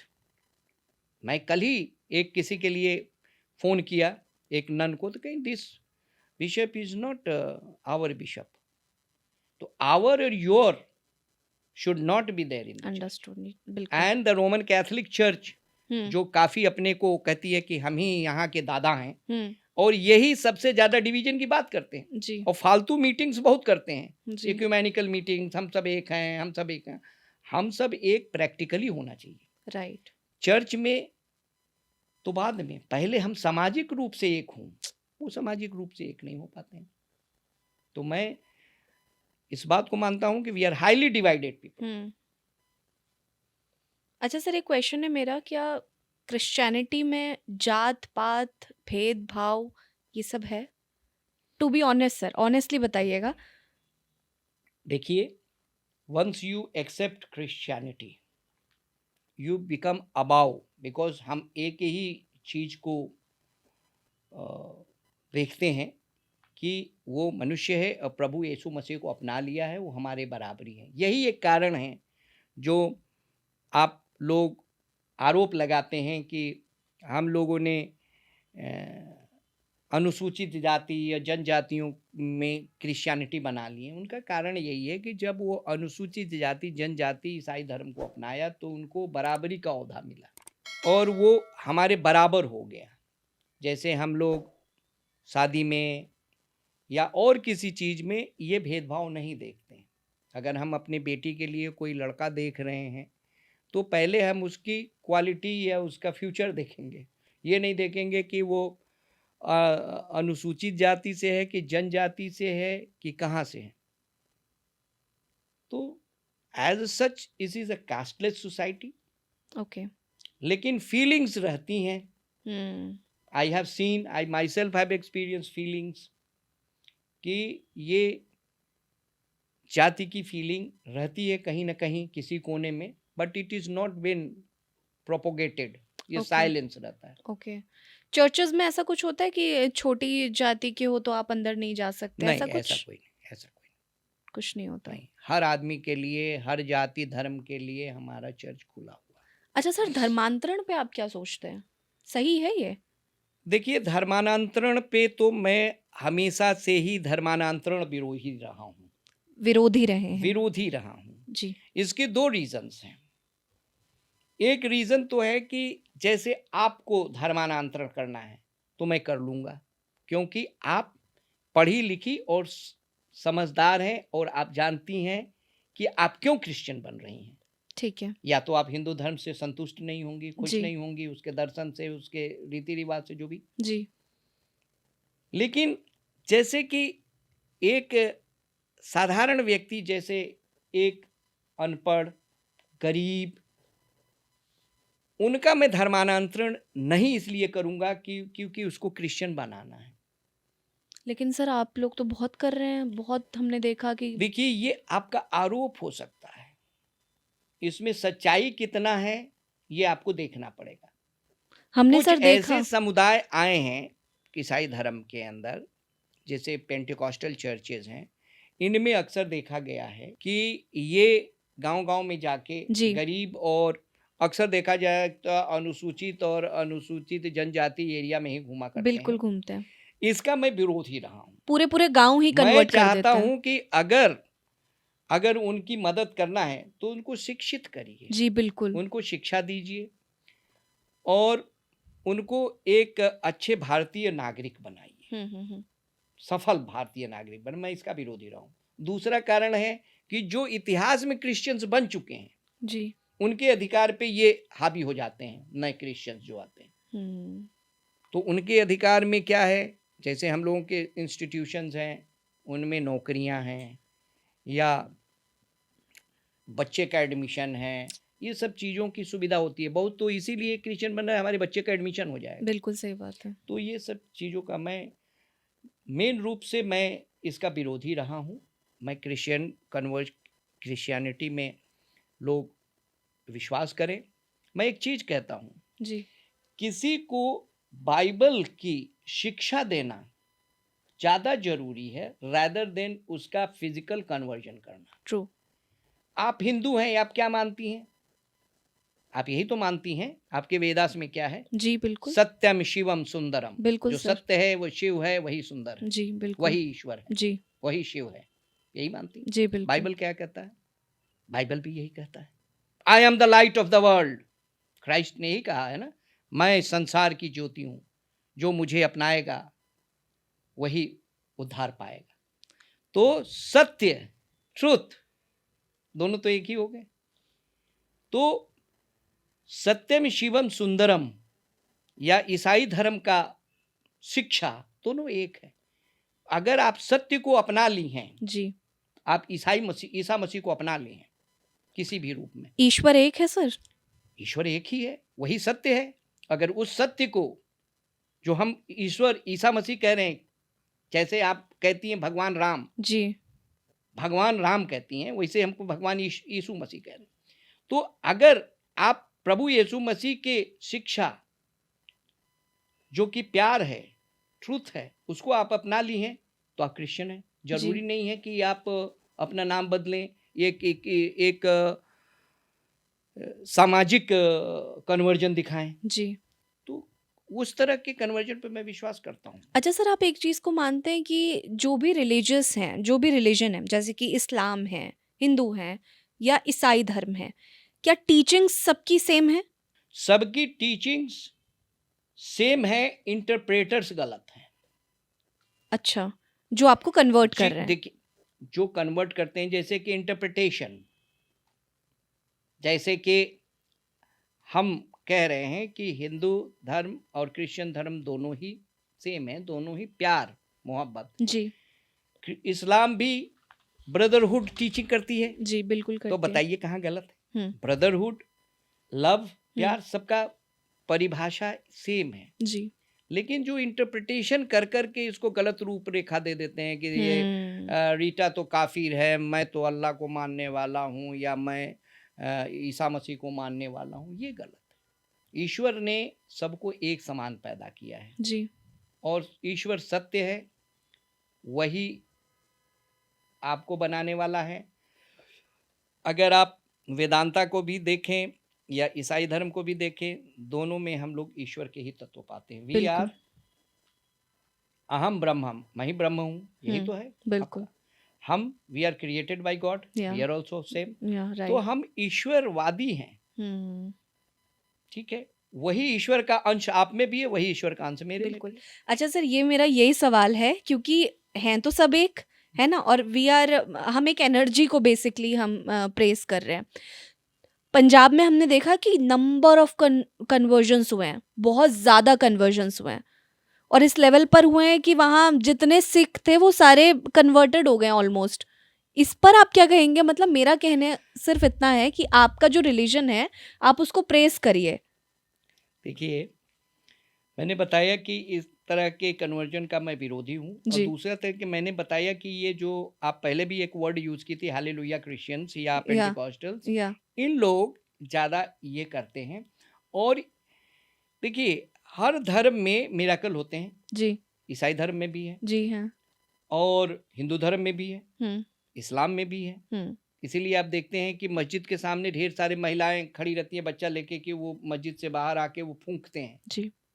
विश्वास के साथ। जी। लेकिन ऐसा कोई मंत्र नहीं है, जिस तरह कि मैंने भी देखा है कि कोई पादरी साहब छिड़क रहे हैं, सब नाचने लग रहे हैं और वो सब ठीक हो जा रहे हैं। ये सब गुमराह करने वाली चीज है। बाइबल में लिखा है, बाइबल में क्लियरली लिखा है, towards the end of the world many anti Christ will कम। बहुत अच्छा। से ऐसे एंटी क्राइस्ट जो कहेंगे मैं ही क्राइस्ट हूँ, मैं ही ये करता हूँ, मैं ही वो हूँ। तो इस तरह की घटनाएं घटेंगी, कहने लगेंगे मैं ही खुदा हूँ। तो इस तरह का हम लोगों के भेष में, क्रिश्चियनिटी के भेष में वो शैतान का काम कर रहे हैं। इस तरह से नहीं होता है। हम लोग प्रेयर करते हैं, आप आएंगी कि मैं बीमार हूँ, मैं आपके ऊपर प्रेयर करूँगा, दुआ करूँगा, ईश्वर से मैं प्रेयर करूँगा, खुदा इस पे रहम कर। मैं आपको एक स्टोरी बताता हूँ। मैं क्राइस्ट चर्च लखनऊ में मैं सर्विस ले रहा था, और एक महिला हस्बैंड वाइफ आए अपने 1 महीने के बच्चे को लेके, और वो आके बैठ गए। उनको कोई बताया होगा कि चर्च में प्रेयर होता है, जी। और चर्च के बाद उन लोगों ने हमसे बात किया, कहा कि हमारे बच्चे के अंदर मटर के दाने भर हार्ट में छेद है, और इसको ऑपरेशन बताया डॉक्टर। तो हम लोगों ने सोचा कि 1 महीने 2 महीने के बच्चे का ऑपरेशन से अच्छा दवा दुआ करें, क्योंकि देखिए बेसिकली हम भारतीय हैं, जी। हम लोग दवा दुआ में विश्वास करते हैं। रखते हैं। जी। और स्पेशली जो हमारी हिंदू कम्युनिटी है, जो हमारे हिंदू भाई हैं, ये बड़े विश्वासी होते हैं, हमसे जी। ज़्यादा विश्वास करते जी। हैं। वो सच्चे मन से, चाहे वो मस्जिद में जाते हैं, चाहे चर्च में जाते हैं, गुरुद्वारा में जाते हैं। तो हमने कहा कि देखिए मैं ईश्वर तो नहीं हूँ, मैं कुछ नहीं कर सकता, लेकिन मैं एक प्रेयर करूँगा। जी। उस बच्चे को मैं लेके गया ऑल्टर पे और उसको लेटा दिया, और मैंने बहुत बड़ा प्रेयर नहीं किया, क्योंकि मैं बहुत बड़ा मतलब कि महान पादरी हूँ और मेरे द्वारा कोई बहुत बड़ा मिराकल, मैंने ये नहीं कहा। मैंने कहा, ईश्वर इस बच्चे पे रहम कर, इस बच्चे की क्या गलती है क्या सही मैं नहीं जानता, इस पे अपनी रहम की छाया डाल, कह के मैं ला के दे दिया। 1-2 महीने बाद वो आए और कहे कि बच्चे का डॉक्टर ने कहा ऑपरेशन की जरूरत नहीं है। तो मैं उसको मिराकल समझूंगा, मैंने कोई मंत्र नहीं पढ़ा, मैं ईश्वर के सामने कहा कि इस पे रहम कर, इस पे दया कर। ट्रू। तो इस तरह की चीजें तो हर धर्म में होता है। आप लोग जाते हैं कश्मीर में, वहाँ जाते हैं वैष्णो देवी जाते हैं, साउथ में बहुत से हैं मंदिर हैं। तो, जी। तो विश्वास के साथ जाइए, क्योंकि बाइबल कहता है if you have a faith like a mustard seed and if you tell this mountain to move it will move. Yeah, true. But the problem क्या है, वो उतना मस्टर्ड के सीड के बराबर आपके अंदर विश्वास हो। हम हमेशा शक करते हैं, अरे हम तो वैष्णो देवी जा रहे हैं, पता नहीं माँ देवी हमको ठीक करेंगी कि नहीं करेंगी, पहले ही हम शक डाल देते हैं। जी। विश्वास, धर्म क्या है? विश्वास है। मैंने पहले बताया ना कि जहाँ पे आपका तर्क खत्म होता हो वहां पे आपका विश्वास शुरू होता है। अगर आप तर्क करेंगी तो कभी नहीं। हम किसी को नहीं कहते हैं कि आप दवाई ना, अरे दवाई भी खाओ और प्रेयर भी करो। राइट। ईश्वर में help you in both ways. तो ये अंधविश्वास परोसने वाले फ्रॉड हैं basically। अंधविश्वास परोसने वाले फ्रॉड हैं। ऐसा कोई मंत्र नहीं है कि जो तुरंत ठीक हो जाए। ईश्वर है और ईश्वर ठीक करता है और ईश्वर को मालूम है उसको करना क्या है। ईश्वर को हम गाइडेंस नहीं दे सकते हैं जी। ये जो भूत परस्ती वाले हैं आदेश देते हैं, आदेश नहीं, रिक्वेस्ट। उसके साथ सर झुकाइए परमेश्वर के सामने कि हे परमेश्वर इस पे रहम कर, और वो सबसे बड़ा प्रेयर है। बाइबल में भी लिखा है, प्रभु यीशु मसीह ने कहा कि 2 लोग प्रेयर करने जा रहे थे, जिसके बारे में अभी हम लोग डिस्कस कर रहे थे कि टेम्पल ऑफ डेविड। जी। 2 लोग प्रेयर करने जा रहे थे और एक था रबाई जो यहूदियों का पादरी था और एक था पापी, पापी कहें या छोटा। रबाई गया और खड़ा होकर सामने कह रहा कि मैं तो 10वां हिस्सा सबको देता हूँ और मैं ये करता हूँ, मैं वो करता हूँ, लिस्ट दे रहा था खुदा को, ईश्वर को, यहोवा को, उनके भगवान को। और वो पापी पीछे खड़ा था, कह रहा था मेरी हिम्मत नहीं कि मैं चर्च मतलब कि मंदिर के अंदर जाऊं, हे पिता, हे ईश्वर मुझ पर रहम कर। तो प्रभु यीशु मसीह ने कहा कि किसका प्रेयर सुना गया? मैंने कहा उस पापी का। उसके अंदर घमंड नहीं था, वो एकदम समर्पण था, समर्पण से खोने के लिए कुछ नहीं था उसके पास। हाँ, नहीं, जो भी चीज आप समर्पण से करें। जी जी। अगर आप आएंगे चर्च में तो आपके पास उतना विश्वास होगा तभी आएंगे, लेकिन एक क्रिश्चियन अरे चलते प्रेयर कर लेते हैं, इट हैज नो मीनिंग। तो बहुत से चीजों प्रभु यीशु मसीह ने बहुत सी चीजें कहा है। जैसे एक बार प्रभु यीशु मसीह टेम्पल ऑफ डेविड में प्रेयर कर रहे थे, क्योंकि वो यहूदी थे, वो प्रेयर कर रहे थे। तो वहाँ एक महिला आई और उसने कुछ चंदा डाला और बहुत से लोग आए, बहुत से चंदा डाल रहे थे।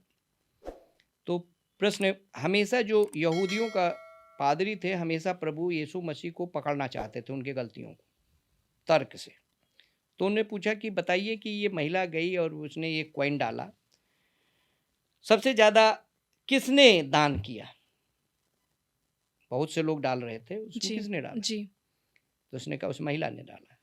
तो पर पूछने का नहीं, वो तो वैसे एक कॉइन डाली, दूसरे तो इतना ज्यादा से ज्यादा डाले। वो उसके पास जितना था सब डाल दी, दूसरे बहुतों में से थोड़ा सा डाला। आप 1000 में से 100 रुपया दान चढ़ा रही हैं, आपके पास जेब में 1000 रुपये, हजारों रुपये आप चढ़ा दे रही हैं, तो वो ज्यादा सही। तो बहुत जीसस क्राइस्ट बड़े जब जीवित थे इस संसार में थे, क्योंकि वो ईश्वर थे, वो बड़ा प्रैक्टिकल जीवन जीने के लिए सिखाया। वही हम ईसाई नहीं कर पाते। हम उनको बाइबलों में सुबह हम देखते हैं, हमको हजारों लोग सोशल मीडिया में भेजते हैं बाइबल के एक से एक कोटेशन, बस कोटेशन तक ही उनकी ईसाइयत है, जी। वास्तविकता में नहीं है, वास्तविकता में ज़ीरो है। आज जैसे मैंने बताया, Church of north India is the most corrupt organisation in India. वैसे दूसरी संस्थाएं भी हैं जिनके बारे में मेरे को कम वो है। अगर आप देखें रोमन कैथोलिक चर्च, जी। मैंने बताया कि मैं रोमन कैथोलिक चर्च में बिल्कुल, था। आपने बिल्कुल। पूछा नहीं क्यों मैं छोड़ के गया चर्च ऑफ इंग्लैंड में। मैं इसलिए छोड़ा क्योंकि church of Roman Catholic church में मैंने देखा कि वहाँ पे पूरा चर्च, नॉर्थ के जितने चर्च हैं रोमन कैथोलिक चर्च, जी। पूरा साउथ इंडियन से कब्जा है। अच्छा। नॉर्थ इंडियंस का वहाँ सर्वाइवल उस जमाने में तो एकदम नहीं था। आज तो कल तो मैं देखता हूँ 2-4 मिल जाते हैं नॉर्थ अच्छा। इंडियंस पादरी भी हुँ। रोमन कैथोलिक चर्च में, उस जमाने में नहीं। अच्छा। उनके हिसाब से आप सोचिए, उनके हिसाब से आप खाइए, जो कहें वही सही है, आपका विचारधारा निर्लज था। तो हमने कहा कि ये संस्था मेरे लिए नहीं है।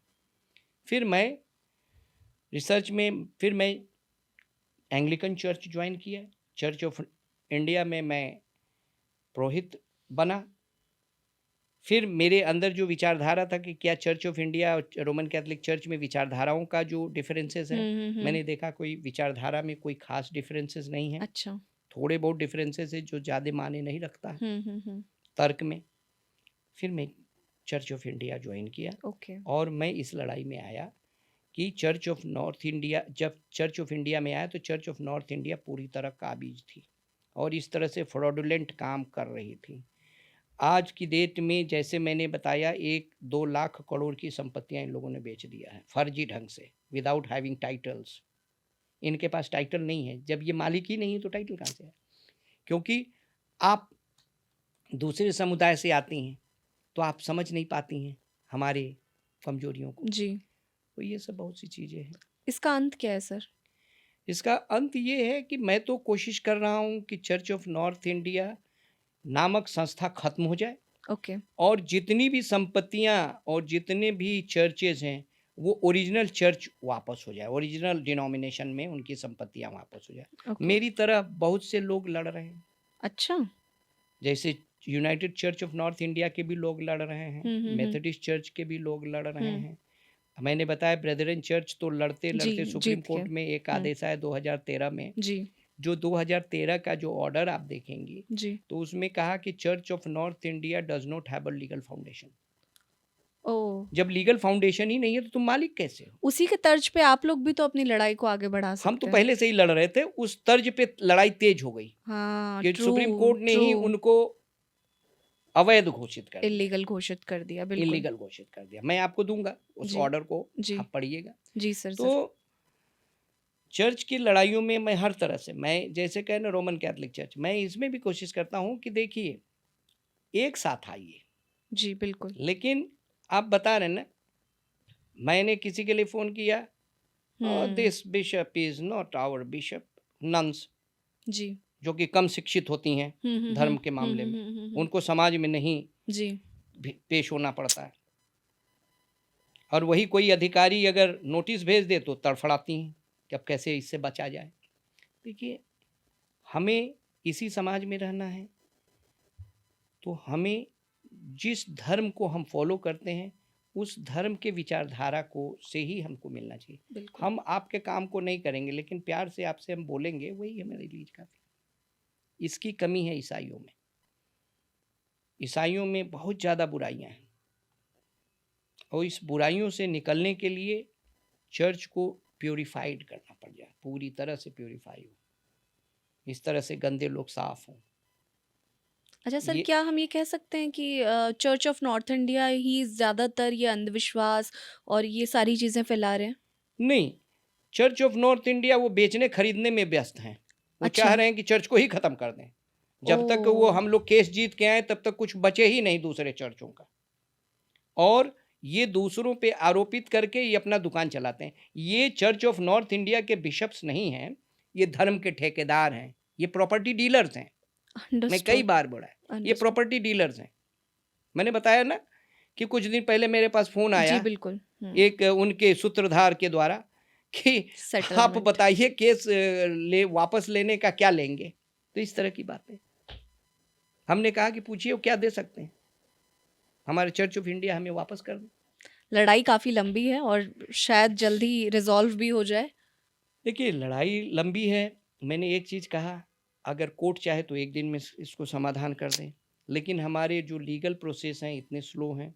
अब जाइए तो 6 महीने के डेट मिल जाते हैं, फिर बिल्कुल 6 सही। महीने ये एंजॉय करते हैं।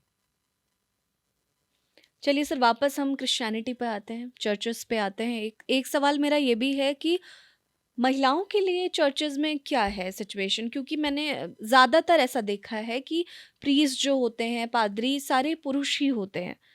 तो महिलाओं के लिए कोई ऑब्जेक्शन है क्या? वो नहीं बन सकती? नहीं, नहीं, ये अलेग फिर जब चर्च की बात होती है तो रोमन कैथोलिक चर्च और जैसे हमारा एंग्लिकन चर्च है या ऑर्थोडॉक्स चर्च है, इसमें महिलाएं प्रीस्ट नहीं बनती हैं, पुरुष ही प्रीस्ट बनते हैं।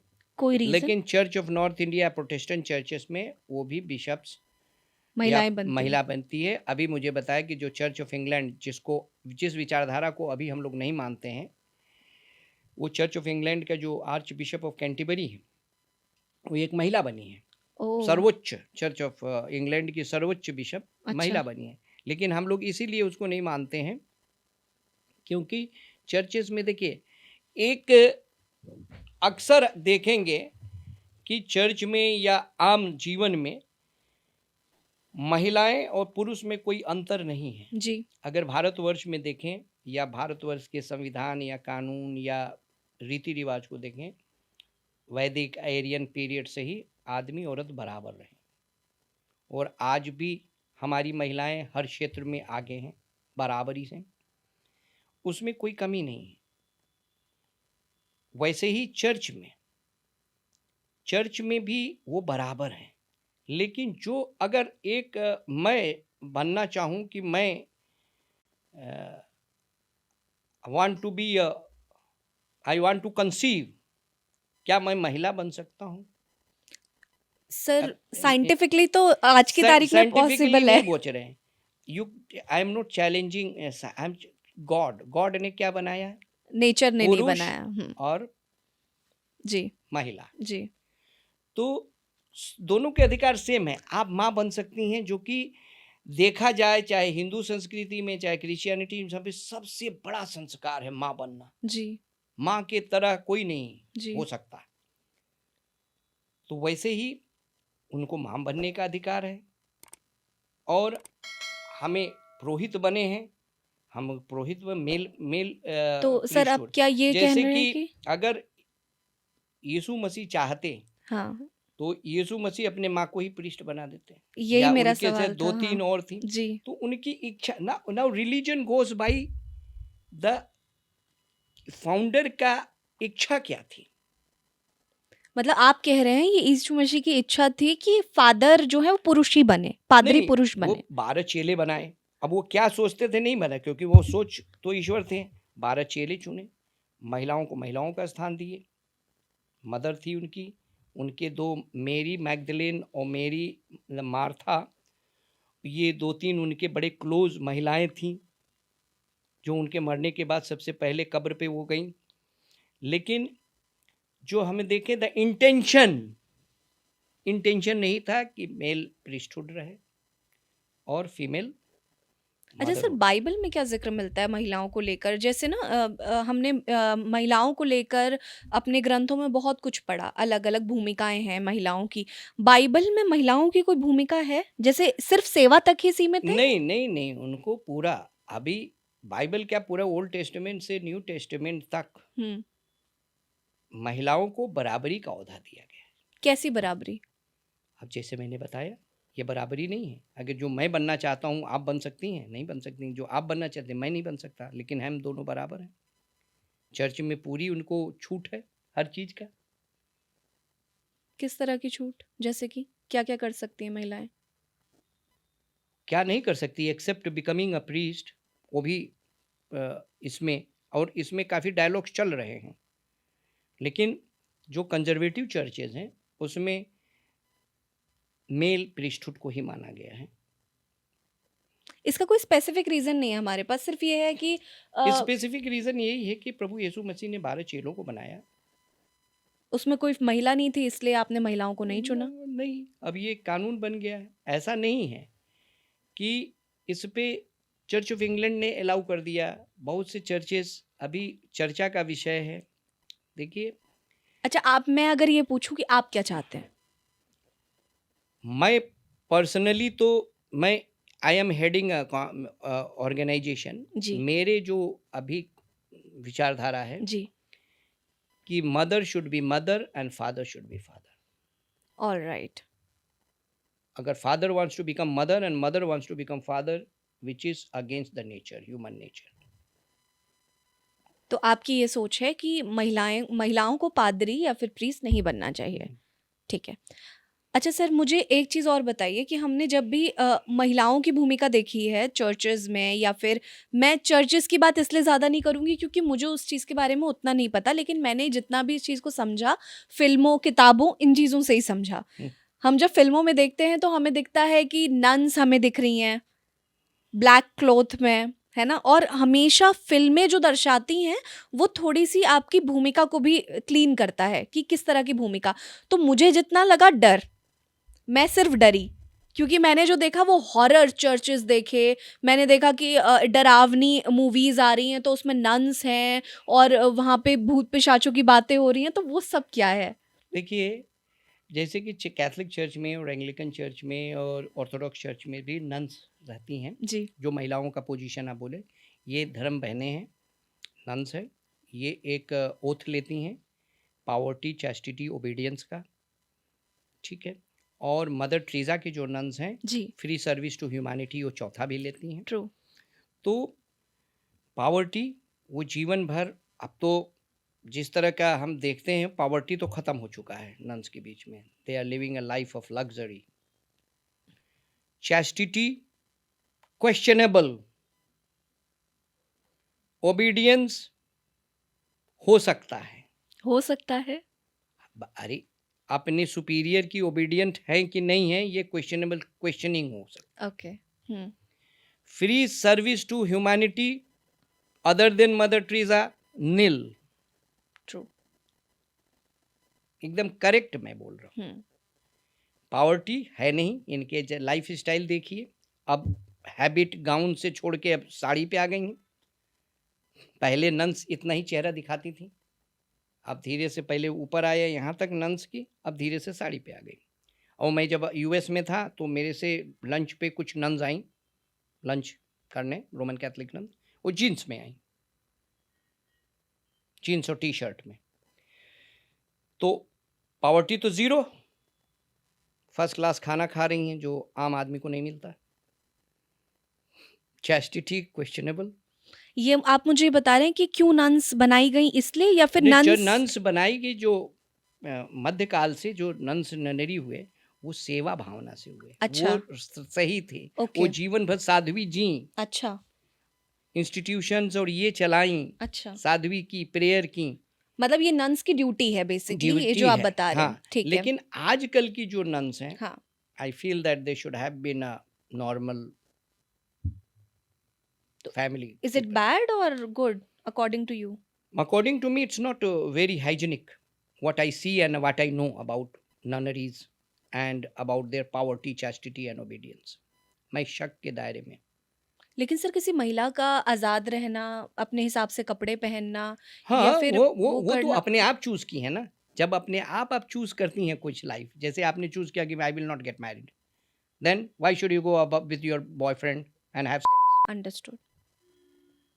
तो आप अपने आप चूज की है ना, तो आपको अगर कोई आपका बाध्य नहीं कहना है किया। उन्होंने अगर नन लाइफ चूज की है तो you They have should to follow. Follow. वो आजकल फॉलो नहीं हो रहा। मैंने क्वेश्चन मार्क कहा ना, chastity Understood. Question mark, hmm. Poverty nil, hmm. Free service नहीं है। नहीं। They don't even talk properly to their parents, guardians, whoever come to meet them in the institutions they run. अच्छा sir, हम vulgarity के बारे में भी पढ़ते हैं। मेरे हिसाब से मदर ट्रीजा की जो नन्स हैं, वो सेवा भावना अभी भी है उनमें। जी, क्या बता दें? हमने बहुत बार सुना है ऐसा कि वल्गैरिटी का भी एक बहुत बड़ा इशू आ जाता है है ना, वल्गैरिटी भी कह लूँ या फिर मैं एक तरीके से कह लूँ कि जब हम नन्स की बात करते हैं या चर्चेस की बात करते हैं तो हमें बहुत सारे मोलेस्टेशन के केस भी मिलते हैं। इसमें कुछ आप कहना चाहेंगे या फिर कोई ऐसा केस जो आपको पता हो, बताना चाहें आप कुछ? देखिए, मैं तो एक चर्च ऑफ इंग्लैंड का बिशप हूँ, तो I am married, I live a natural life, I have daughters, I have live a normal, I am talking to you normally. लेकिन सेलिब्रेट के अंदर अक्सर अमेरिका में मैंने देखा है, यूरोप में देखा है, यहाँ भी अभी जलंधर के bishop was found in this and he was किसी nuns एग्जैक्टली। की तरह and he was jailed, now he is removed I suppose। ठीक है, तो यहाँ पे ढेर सारे केसेस होते हैं, कुछ तो हिडन है, इसीलिए मैं चैस्टिटी क्वेश्चन मार्क बोला, तो होते हैं। अमेरिका में तो लोग कहते हैं, अमेरिका यूरोप में कि चर्च के ज़्यादा तक पैसे इसी सब में जा रहे हैं, क्योंकि महिलाओं के साथ जो दुर्व्यवहार होता है उसके बाद वो क्लेम कर देती हैं, और क्लेम वो डॉलर्स, मिलियन डॉलर्स में होते हैं। तो ये सब है करप्शन, और ये करप्शन से अच्छा मैं यही कहूँगा कि वो नेचुरल लाइफ रहें, कि why do you become a nun when तो you are not able to अगर लिव सर दैट मैं लाइफ। अगर आप साध्वी जीवन जी सकती हैं तो जिए, तो बहुत अच्छी चीज़ है। जी, बिल्कुल। अगर नहीं जी सकती हैं तो छोड़िए। डोंट गो बहुत से फॉर नर्स इट। छोड़ देती हैं हुँ। और शादी कर लेती हैं, तो ठीक है। अच्छा, जो एक फ्रेज़ बहुत बार आता है, बहुत बार हमने सुना है इस चीज़ को, वेश्यावृत्ति, हम्म, इन चीज़ों में बहुत ज़्यादा देखी जाती है, चर्चेज़ में, नन्स में। ये मेरा वही किसी भी रिलीजन को लेकर किसी आहत करना नहीं है, लेकिन नहीं, आपने कहा ये वर्ड तो मैं नहीं अग्री करूंगा, लेकिन मैं कहूंगा कि करप्शन है, हिडन करप्शन है, और जो आती हैं छोड़ के शादियां भी कर लेती हैं। मैंने हमें एक बड़े ढके हुए शब्द में मैंने बोला चैस्टिटी, प्यूरिटी, क्वेश्चन मार्क, तो ये अंडरस्टूड है कि कुछ न कुछ गोलमाल होता है। ठीक है। अच्छा सर, अगर हम इन सब चीज़ों को हट के, मैंने आपसे एक और चीज़ ज़िक्र की थी कि हमने मूवीज़ में बहुत डरावने सीन्स देखे हैं चर्चेस को लेकर। कुछ ऐसी चीज़ें भी रही हैं जो हॉरर स्टोरीज़ में ऐसा आता है कि चर्च के अंदर ही हॉरर चीज़ें हो रही हैं, हॉस्टल है, चर्च है, उसमें बहुत सारे डेविल से रिलेटेड चीज़ें हो रही हैं। आप कुछ बताना चाहेंगे इस बारे में? देखिए, चर्च के अंदर तो ये सब नहीं होता है, लेकिन कुछ घटनाएं घटी हैं। जैसे आप देखेंगे अगाथा क्रिस्टी की जो ड्रामा है murder in the church cathedral, तो ये सब चीज़ें होती हैं, लेकिन शैतानी नहीं, एक्सीडेंट्स। ओके। ठीक है, ऐसा नहीं, क्योंकि Christianity as such do not believe in evil spirit. Evil spirit होते हैं, लेकिन हम लोग अब उसको प्रमोट नहीं करते। लेकिन आप प्रमोट नहीं करते सर, होते तो हैं ना, आपको सेव करते हैं आप लोग लोगों नहीं को नहीं इविल नहीं नहीं, स्पिरिट से? हाँ सेव करते हैं, कोई आता है तो उसमें हम लोग दुआ करते हैं, प्रेयर करते हैं। अच्छा। प्रेयर के अलावा और कुछ नहीं करते हैं। कोई ऐसी स्टोरी सर आपने देखी हो अपनी लाइफ में, किसी के ऊपर इविल आई हो और बहुत डेंजरस कुछ हो, आप बताना चाहें? नहीं, मैंने नहीं नहीं? देखा, क्योंकि हम लोगों के अंदर मेरे हिसाब से the spirit can not take a physical body and appear before you.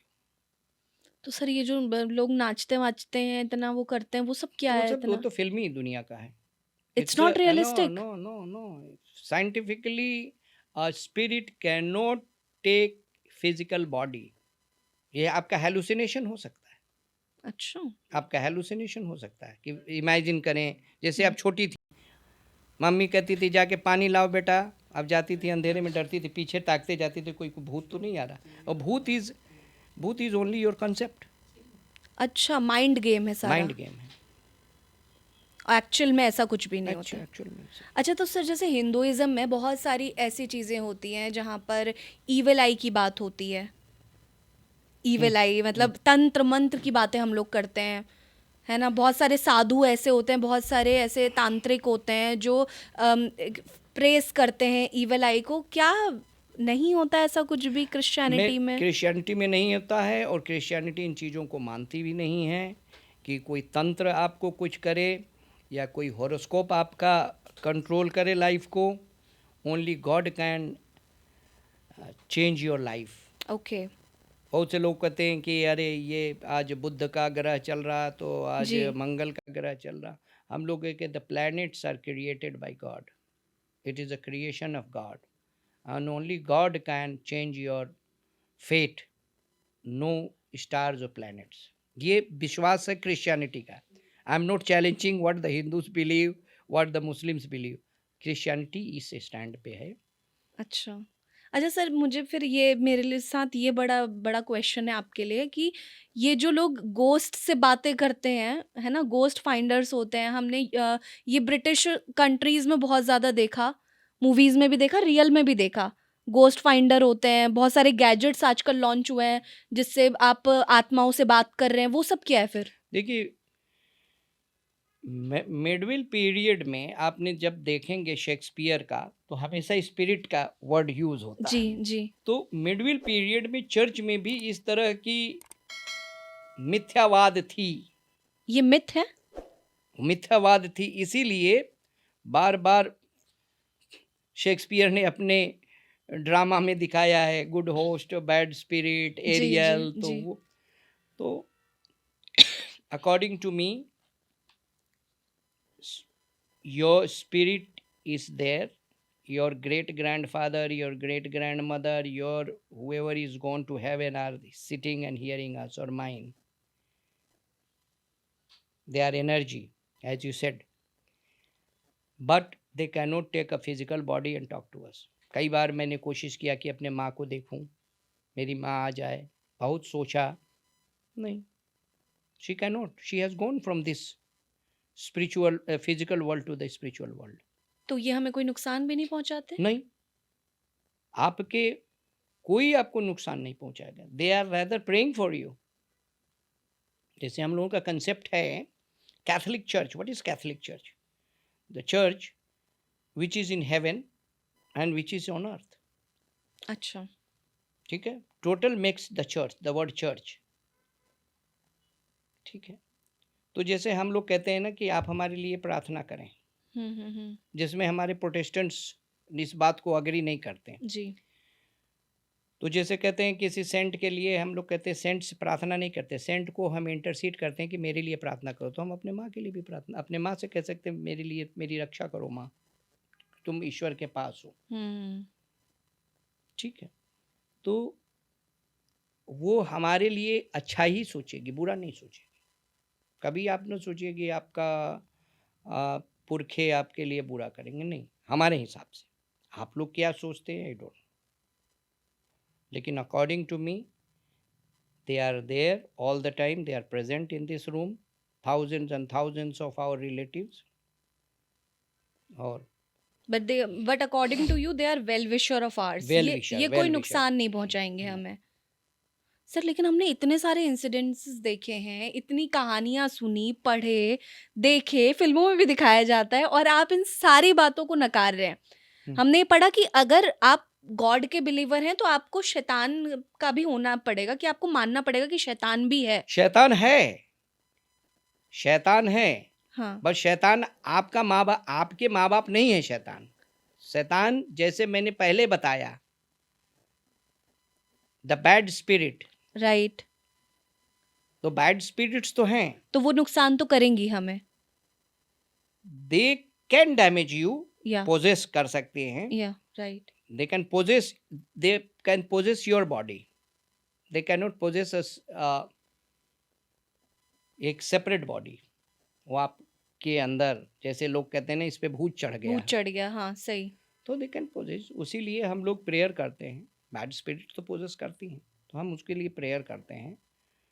हम लोग ये मानते हैं कि इस क्रॉस के सामने कोई भी एविल स्पिरिट स्टैंड नहीं कर सकता। अगर आपके पास इविल स्पिरिट है तो इसको आप आंख से आंख, नजरें मिला के नहीं देख सकते। This is our faith. हम लोग प्रेयर करते हैं। वैसे ही आप लोगों में भी होते हैं जो भूत भगाते हैं, बिल्कुल। लेकिन जो मैंने सोचा है वो भूत भगाने के बदले और बड़े भूत ला के उसको डिफेंड कराते हैं, वो गलत है। ठीक है ना, हम लोग एस्ट्रोलॉजी में नहीं विश्वास करते हैं, we do not belong in astrology. Possessing of the body fine, लेकिन हम उसको प्रेयर से उनको दूर करते हैं। यही सर मेरा क्वेश्चन था, आपके साथ आपने कभी ऐसा कुछ किया है, किसी की बॉडी में बैड स्पिरिट आ गई हो, तो आपने कुछ ऐसा नहीं, एक्सपीरियंस, पर्सनल मैं एक्सपीरियंस? ऐसा एक्सपीरियंस नहीं किया हूँ कभी भी, और कई स्टोरीज़ मैंने सुना है। जैसे मैं जब पढ़ रहा था तो एक हमारे जानने वाले प्रीस्ट थे, फादर थे। एक कोई लड़की थी, बच्ची थी, उसको कहे कि इसके ईविल स्पिरिट है। वो बीमार थी या क्या थी मुझे नहीं मालूम, कहे उसके ईविल स्पिरिट है। और उसको जैसे चर्च में है, जैसे हम लोग कॉर्ड बांधते हैं, आपने देखा पादरी एक रस्सी हाँ, बांध, जी, जी। उससे पीट के निकल जा निकल जा निकल जा करते करते वो बच्ची ही मर गई। My God! तो आपको यू हैव टू इस्टेब्लिश कि वो कोई बीमारी तो नहीं है, कि इविल स्पिरिट है, that has to be tested. तो है बहुत से ऐसे पादरी मार भी डालते हैं, निकालते निकालते। तो मैं तो ऐसा कोई लेकिन अनुभव इन नहीं किया। इन ऐसी चीज़ों से हमें अलर्ट होने की ज़रूरत है बेसिकली हमें अलर्ट होने की ज़रूरत हुँ, है, और ऐसे चीज़ों में देखना है कि क्या वो वास्तविकता है उसमें कि नहीं है वास्तविकता। और वो हालेलुया वालों से भी बहुत अलर्ट होने की ज़रूरत है। हालेलुया वाले तो आपको डैमेज कर देंगे, अगर आपके घर में पहुंच गए तो आपके घर ही बर्बाद कर देंगे। पता चला पिताजी क्रिश्चियन बन गए, माँ लड़ रही है, आपको समझ में नहीं आ रहा क्या हो रहा तो इट्स है। आप बेटर क्रिश्चियन देखिए, there is, if you want to become Christian, the constitution of India allows that, but to a extent where you understand the religion. अब मुझे बहुत से क्रिश्चियंस हिंदू बन जा रहे हैं, हुँ, घर वापसी कर रहे हैं, जी, कर रहे हैं। ठीक, तो वो अपनी इच्छा से कर रहे हैं, उनको कहाँ से रोक सकते हुँ, हैं। मैं तो एक बहुत बड़े फादर को मैं मिला, वो बहुत सालों तक रोमन कैथोलिक फादर थे, वो आज भी हिंदू साधु हैं। अच्छा, तो बहुत से हैं, अमेज़िंग। तो बहुत से ऐसे एग्जाम्पल्स मिलेंगे आपको, जो जिससे संतुष्ट नहीं है, उसके प्रश्नों का उत्तर नहीं मिल रहा है, तो वो दूसरे में चल जाए। अच्छा सर, आप लोग पुनर्जन्म में बिलीव करते हैं? Christianity do not believe in Christian in next rebirth. Rebirth We believe that after the death, the person's soul goes to the heaven or hell. और आपके लिए हेवन और हेल क्या है?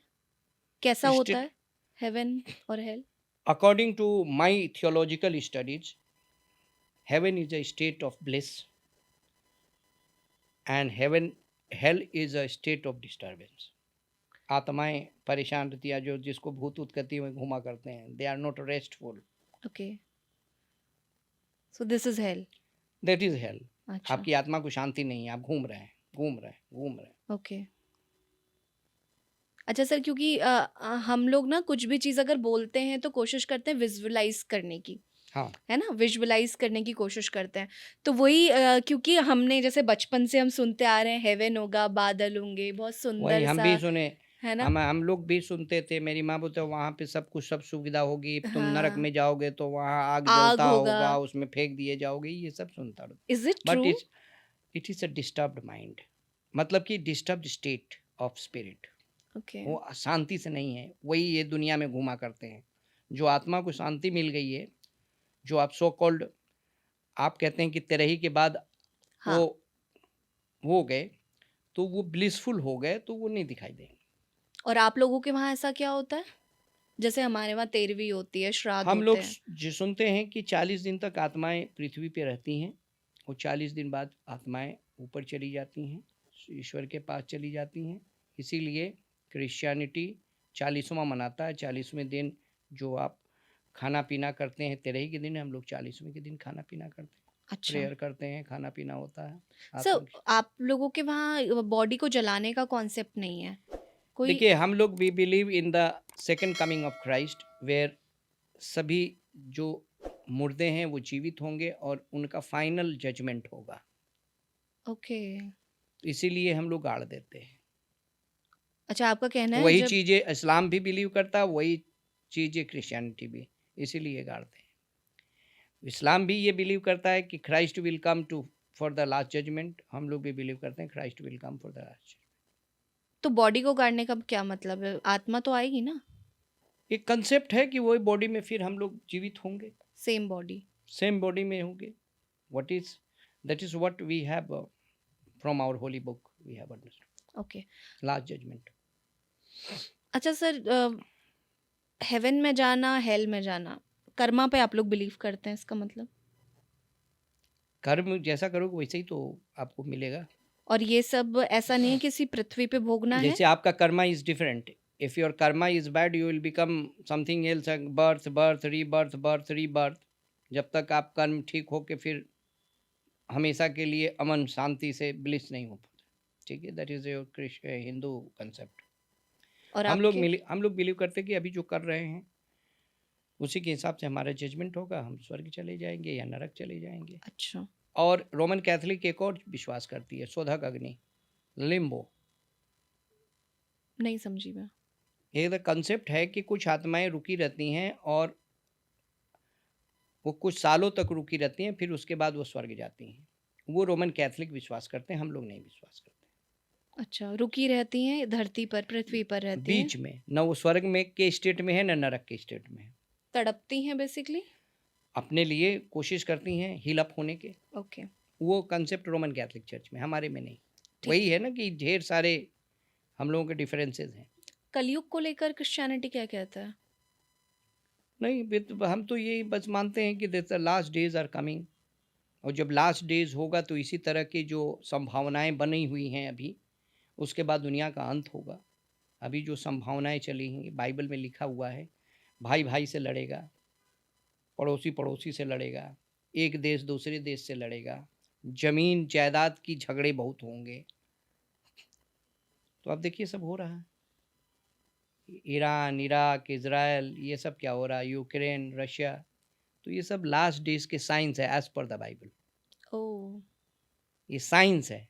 उसके बाद भी अभी कुछ हो सकता है 50-100 ईयर्स बाद हो, but these are the science which is there in the Bible कि लास्ट डेज में ये सब होगा। तो जैसे हिंदुइज्म में कल की अवतार का जिक्र मिलता है, क्रिश्चियनिटी में भी कोई अवतार होगा ऐसी? नहीं? क्या क्राइस्ट क्राइस्ट दोबारा नहीं आएंगे? लास्ट जजमेंट करने आएंगे, जब पूरी दुनिया का अंत हो जाएगा फिर वो आएंगे और सबको जजमेंट देंगे। जो आप की हुई हैं हिडन में, उसको सबके सामने दिखाया जाएगा। Okay. That's what the Bible से। जैसे आप चोरी कर रही हैं, आम आम चोरी करके खा रही हैं, तो वो दिखाया जाएगा कि आप कैसे चोरी कर रही हैं।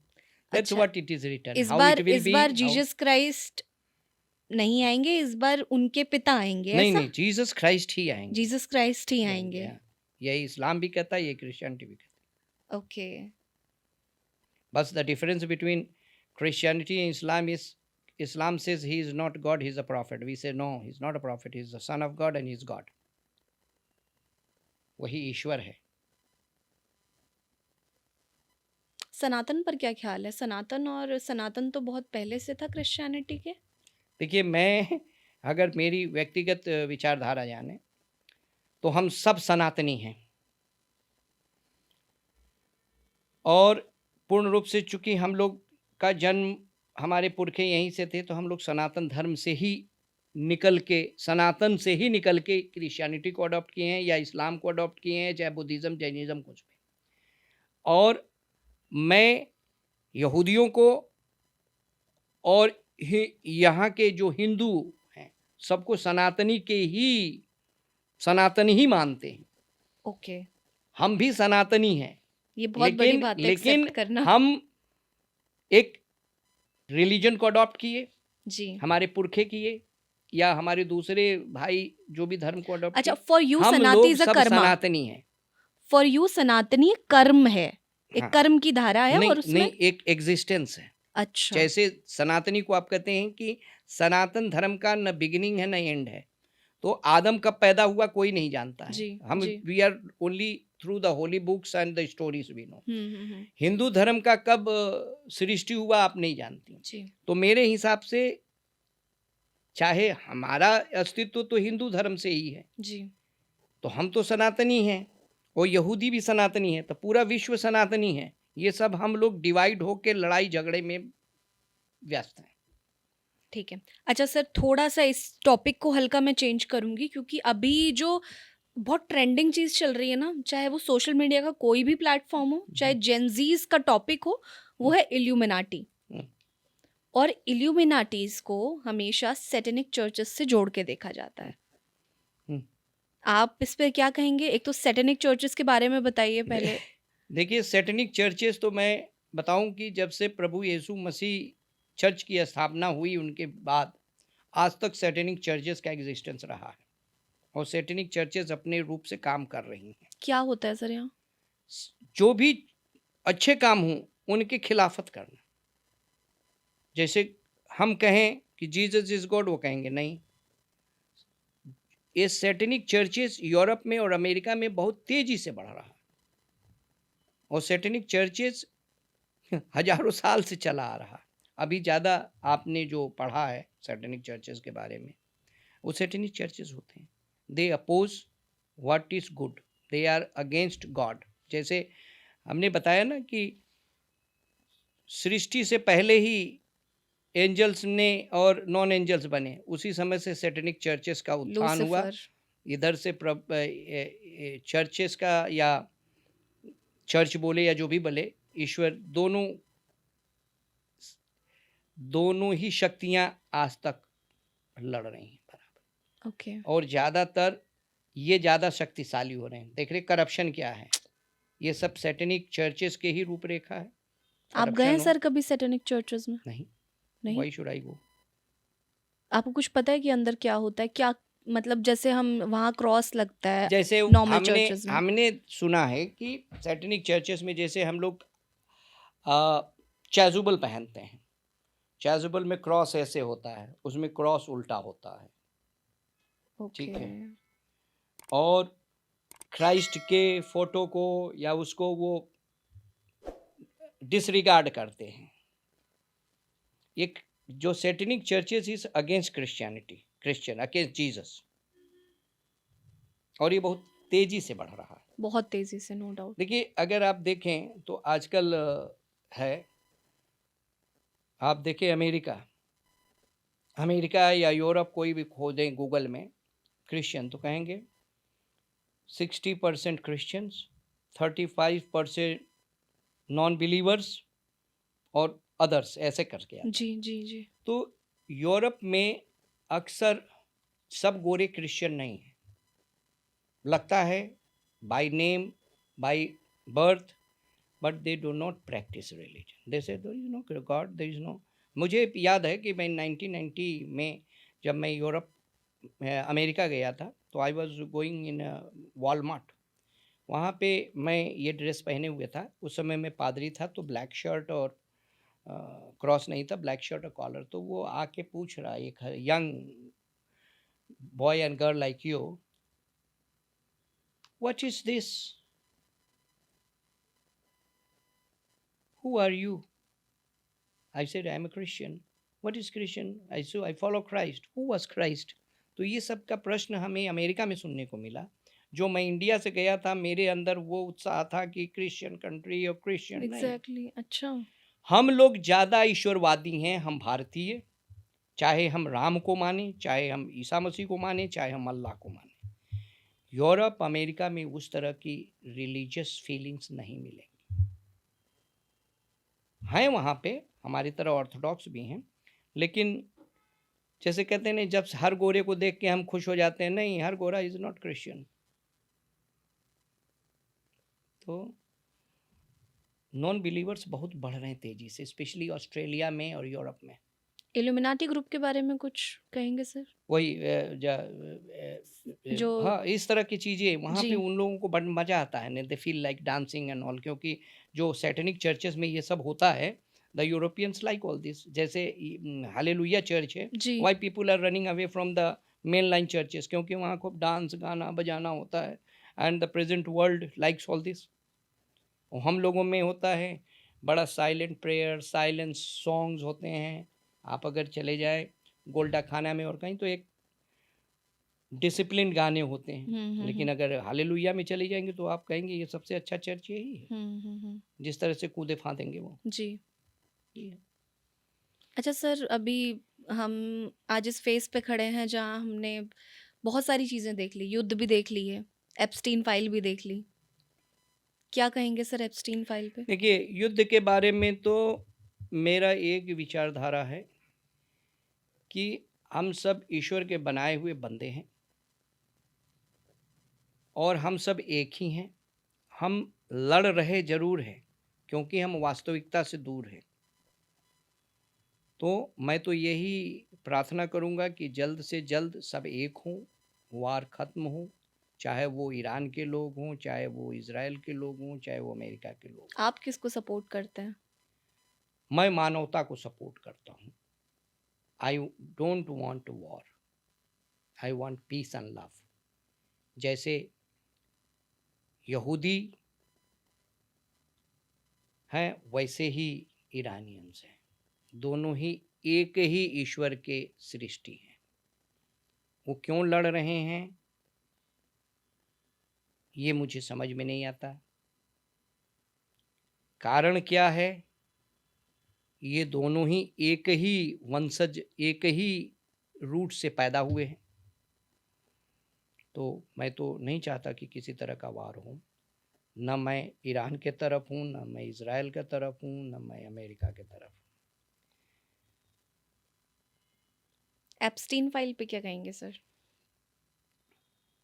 Madam, Epstein file is not my subject. Epstein file in नेताओं का जो मैं पढ़ रहा हूँ लेकिन सर बात आपकी सही है, आपका सब्जेक्ट नहीं है, बट मेरा सवाल बेसिकली ये वो है कि गलत हमने है। क्रूरता की हद देख ली। क्रूरता की हद है और ऐसे व्यक्तियों का नाम उजागर होनी चाहिए और उजागर होके उनको कानून के हवाले करना चाहिए। जी, और मैं देख रहा हूँ यूरोप में और हर जगह काफ़ी इसका रिवोल्ट है, बिल्कुल लेकिन आज तक पूरा एप्स्टीन फाइल लोगों के सामने नहीं आया है। नहीं आया। अभी तो 30% भी शायद नहीं। 30%। अब जब आएगा तो हमसे दूसरी इंटरव्यू में पूछिएगा मेरी विचारधारा क्या है। जी, बिल्कुल मैं पूछूंगी आपसे। हम्म। सर, क्रिश्चियनिटी के बारे में हमने बहुत कुछ जान लिया, हमने बहुत सारी चीज़ों को समझा। आप कुछ ऐसे रिचुअल्स बताना चाहेंगे जो बहुत मैंडेटरी रिचुअल्स हैं और जिनको लोग मिथ की तरह यूज़ कर रहे हैं आजकल किस तरह का? क्रिश्चियनिटी में? जैसे कि मैं होली वाटर को लेकर बहुत बार बात की जाती है, पानी छिड़क के भूत भगाते हैं लोग। देखिए, होली वाटर का कंसेप्ट ठीक है, होली वाटर होता है और होली वाटर का जैसे अभी हम लोग ने, मैंने बताया कि अभी रोजे चल रहे हैं, लेंटन पीरियड, उसके पास एक सर्विस आता है गुड फ्राइडे के बाद सैटरडे, वो होता है Easter vigil. Specially church of England या चर्च ऑफ रोम या ऑर्थोडॉक्स चर्च उस दिन प्रेयर करते हैं। उस दिन वो होली वाटर ब्लेस करते हैं, फायर ब्लेस करते हैं। वैसे बहुत सी चीज़ें हम अपने बैप्टिज्मल ओथ को रिन्यू करते हैं, सब कुछ करते हैं उस दिन मिडनाइट सर्विस में। ओके। और उस वाटर को हम लोग यूज़ करते हैं। अगर कभी कभी वो होली वाटर हमारे पास अवेलेबल नहीं है, चर्च से नहीं लाए, तो जब हमें ज़रूरत पड़ता है तो पादरी साहब या बिशप उसको प्रेयर करके ब्लेस करके होली वाटर, जैसे आपका कंसेप्ट है गंगा जल, जी, अगर मानो तो गंगा जल, नहीं तो साधारण पानी। वैसे ही हमारा होली वाटर हम विश्वास के साथ आशीषित करके किसी को, जैसे आप कहते हैं कि जैसे को इविल स्पिरिट हो या कोई बीमार हो, उसको हम लोग होली वाटर से अनॉइंट करते हैं। आपके वहाँ सर नेमिंग सेरेमनी होती है हाँ, क्रिश्चियनिटी में? Christening itself is a naming ceremony. उसको बैप्टिज्म कहते हैं। जब बच्चा होता है तो उसको माता पिता ले जाते हैं चर्च में, उसका बैप्टिज्म सेरेमनी होता है। उस दिन उसको एक नाम दिया जाता है, अच्छा, बैप्टिज्म सेरेमनी। बैप्टिज्म सेरेमनी होता है और उस दिन नाम दिया जाता है। वो होता है कैथोलिक और चर्च। दूसरे चर्चेस में बच्चा बड़ा होने पे होता है, लेकिन उनमें एक डेडिकेशन सेरेमनी होता है। बच्चे को ले जाकर डेडिकेट कर देते हैं, जब बड़ा बच्चा होता है तब उसको क्रिश्चियनिंग करते हैं। ओके। लेकिन कैथोलिक चर्च में, एंग्लिकन चर्च में और ऑर्थोडॉक्स चर्च में बचपन में कर देते हैं, माँ बाप के बिहाफ पे। जो उनकी पसंद का नाम होता है वो आप रख देते हैं ऐसा? हाँ, अपने चूज करते हैं जैसे नाम। हमारे वहाँ हॉरोस्कोप से आप तो रखा जाता हॉरोस्कोप है। से, हम लोग हॉरोस्कोप से नहीं। फिर व्हाट? जैसे हमारा इच्छा हुआ कि हमारी बेटी हुई तो उसका नाम रीटा रख दिए, ओके, या मोनिका रख दिए, या क्रिस्टीना रख दिए। अपने लड़का इंटरेस्ट हुआ के तो हिसाब से। जूड रख लिए, या क्रिस्टोफर रख लिए, या जेम्स रख लिए, नाम कोई भी। वैसे अब जैसे इंडिया में होता है, हम लोग इंडियन नाम रखने लगे हैं। राइट। इंडियन नाम रखने लगे हैं आम आदमी। क्यों? क्रिश्चियन है तो ज़रूरी नहीं है कि किसी सेंट का नाम रखा जाए। तो आप लोग भविष्यवाणी करते हैं सर? भविष्यवाणी नहीं करते हैं। प्रेडिक्शंस पे बिलीव नहीं there is करते? no prediction in Christianity. Prediction तो खुदा ही बता सकता है ना, ओनली ही नोज। बाइबल में भी जो लास्ट टाइम है, last date of destruction of the whole world है, The time and date is only known to the Father, not even to the Son. Oh क्योंकि एक कंसेप्ट है Trinity का, father son and holy hmm spirit का, church में, Catholic church में हम लोग। Father is the creator, son is the जो हमको बचाया, स्पिरिट इज जो हमको गाइड कर रहा day to day. Trinity, 3 in 1 and 1 in 3।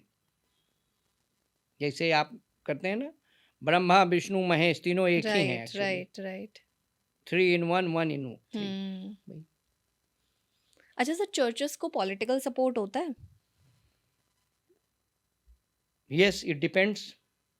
अच्छा, it depends. Political support India में तो एकदम नहीं है, क्योंकि नहीं है। हम लोग हैं ही नहीं। आज किसकी पूजा होती है? जिसका पॉपुलेशन ज़्यादा है। आज हर आदमी चाह रहा है कि हम हिंदुओं को अपने साइड करें, मुसलमानों को अपने साइड करें, हिंदुओं में किसकी पॉपुलेशन ज़्यादा है उसको अपने साइड करें। तो हमारी राजनीति, भारतीय राजनीति तो जातो धर्म पे ही निर्धारित है। आप वोट देते हैं? और बिल्कुल वोट देता हूँ, तो पूछूंगी हमारा नहीं आपसे, पॉलिटिकल राइट्स है। पूछूंगी नहीं आपसे किसको देते हैं, आप हम बताएंगे। हम ये नहीं बताएंगे, वो हमारा मैं जानती हूँ। हमारा पर्सनल है। लेकिन हम, और जहाँ पे क्रिश्चियनिटी ज़्यादा है वहाँ पे उनकी पूछ जाती है चर्च में। अगर अमेरिका जाएं तो वहाँ बिशप और पादरियों की बहुत पूछ होती है। यूरोप में जाएं तो बिशप पादरियों की बहुत पूछ अच्छा, होती है। गवर्नमेंट की तरफ से कोई सपोर्ट मिलता है चर्चेस को, या फिर वैसे भी मैं कह रही हूँ एक एनजीओज को, क्रिश्चियन जैसे कि अमेरिका में जो एनजीओस में पैसे दो देते हैं, चर्चेज में जो पैसा आता है इनकम टैक्स फ्री होता है। जैसे इंडिया में एनजीओ को टैक्स फ्री है, वही सब सपोर्ट है। वही support. State cannot give money to any special religious group और religion, promotion of a religion, क्योंकि ये सब डेमोक्रेसी हैं। राइट। इस्लामिक स्टेट में हो सकता है, जो इस्लामिक स्टेट हो उनको मिलता हो पैसा, लेकिन हमारे क्रिश्चियन कंट्रीज तो सभी रिपब्लिक या डेमोक्रेटिक है, ऑलमोस्ट सभी हैं। तो वहाँ पे चर्च के नाम पे नहीं, जो चर्च जाते हैं उनको वो चर्च के में चंदा दे रहे हैं, वो तो ठीक है। अच्छा सर, एक थोड़ा कंट्रोवर्शियल क्वेश्चन भी हो सकता है ये, क्या कन्वर्जन को बैन कर देना चाहिए? नहीं, by banning conversion you are banning the fundamental right of the Indians. ये होना चाहिए कि अगर कोई फोर्सफुल कन्वर्जन हो और वो सिद्ध हो जाए तो उस पर एक्शन होना चाहिए। ओके। क्योंकि आप fundamental, we are run by our constitution and constitution has given us right to propagate. हमको हमारा राइट है कि मैं ईसाई धर्म के बारे में आपको बताऊं, लेकिन क्रिश्चियन बनाऊं या न बनाऊं वो मेरे अधिकार में नहीं, वो आपके अधिकार में। ट्रू। लेकिन जो ये आपको मोह माया का लालच देके आपको बड़ा बहुत तेजी से धर्मांतरण कर रहे हैं, व्यूअर्स को कुछ मैसेज देना चाहेंगे सर? मैं ये कहूँगा कि मोह माया के लालच में आके किसी धर्म को अपनाना गलत है, चाहे वो हिंदू धर्म हो, चाहे क्रिश्चियन धर्म हो, चाहे मुस्लिम धर्म हो। आजकल मैंने देखा है कि मुस्लिम धर्म भी बहुत लोग अपना रहे हैं कि मिडिल ईस्ट से पैसा आता है। जी। ये सब गलत है। मोह माया नहीं, धर्म का संबंध आपके आत्मा से है। जो आत्मा बोलता है वही आप करिए। धर्म का मतलब है संस्कृत में धर्मम, धर्मम मतलब जो आप धारण किए हुए, जो आप धारण की हुई हैं वही आपका धर्म है। जी। क्या है कि आप एक रिचुअल को मानती हैं जी, आप एक संस्कृति को मानती हैं जी, आप एक व्यवस्था को मानती, वही आपका धर्म है। वही तो आपका धर्म है। आप जानिए आपका धर्म क्या है, वही है। आप अगर सोचिए तो वही आपका धर्म। बिल्कुल। तो यही मेरी भी आपसे रिक्वेस्ट है सबसे कि सोचिएगा 2 बार जब भी कन्वर्जन्स को लेकर आपके पास ऐसे लोग पहुंचते हैं, क्योंकि जब भी हम गरीबी रेखा वाले लोगों को देखते हैं तो पूरे गांव के गांव कन्वर्टेड हो जाते हैं। और क्रिश्चियनिटी पे सबसे बड़ा लांछन भी यही लग रहा है आज के समाज में कि बहुत तेज़ी से कन्वर्जन जानबूझकर फोर्सफुली कन्वर्जन करवाया जा रहा है। सर, एक लास्ट मैसेज मैं चाहूँगी आप ऑडियंस को दें और हम इस पॉडकास्ट को वाइंड अप करें, ताकि एक व्यूवर्स को एक क्लीन इमेज मिल सके। पहले तो एक आपकी the church of north Indian, the church of south India को लेके जो बहुत बड़ा क्लैश चल रहा है, उसको लेकर भी मैं बेस्ट विशेस आपको दूंगी कि जल्द से जल्द ये रिजॉल्व हो जाए। दूसरा, कन्वर्जन को लेकर आप मेरी ऑडियंस को एक सिंपल शॉर्ट मैसेज प्लीज़ दीजिए, ताकि वो समझ सकें कि क्रिश्चियनिटी इस चीज़ का सब बहुत बड़ा, मैं कहूँ, दोष नहीं मानना चाहिए हमें क्रिश्चियनिटी को इस चीज़ को लेकर। देखिए, धर्म को अपनाना ये आपकी आत्मिक जिम्मेदारी है। किसी भी धर्म को लोभ लालच में आकर किसी भी व्यक्ति को किसी भी धर्म को अपनाना गलत है, और मैं इस तरह के धर्मांतरण का हमेशा विरोधी रहा हूँ। स्पेशली जो हमारे आर्थिक रूप से दबे हुए लोग हैं, उनको किसी भी तरह का लालच देके उनका धर्मांतरण कराना अपने आप में एक गलत मैसेज है, एक गलत मैसेज ऑफ क्राइस्ट है। प्रभु यीशु मसीह ये कभी नहीं चाहते थे। प्रभु यीशु मसीह ने चाहा कि हमारे प्यार को पूरे संसार में फैलाओ, spread the message of love. And उनका सबसे बड़ा मैसेज था कि love your neighbour as yourself. उनको किसी धर्म को बढ़ाने का नहीं था, उनका इच्छा थी इस मैसेज को फैलाना, और इस मैसेज को फैलाना मैं धर्मांतरण के परिधि में नहीं रखता हूँ। मैं धर्मांतरण के परिधि में उन सबको रखता हूँ जो कि बहका के फुसला के उसको एक सार्वजनिक ढंग से, रिचुअलिस्टिक ढंग से बिल्कुल। ईसाई बनाते हैं। बिल्कुल। हमारा पूरा अधिकार है कि मैं प्रभु यीशु मसीह के बारे में आपको बताऊं, और हमें बताना भी चाहिए कि प्रभु यीशु मसीह की क्या शिक्षा थी। उनकी एक शिक्षा थी कि love your God with all your mind and soul and heart and love your neighbour as your self.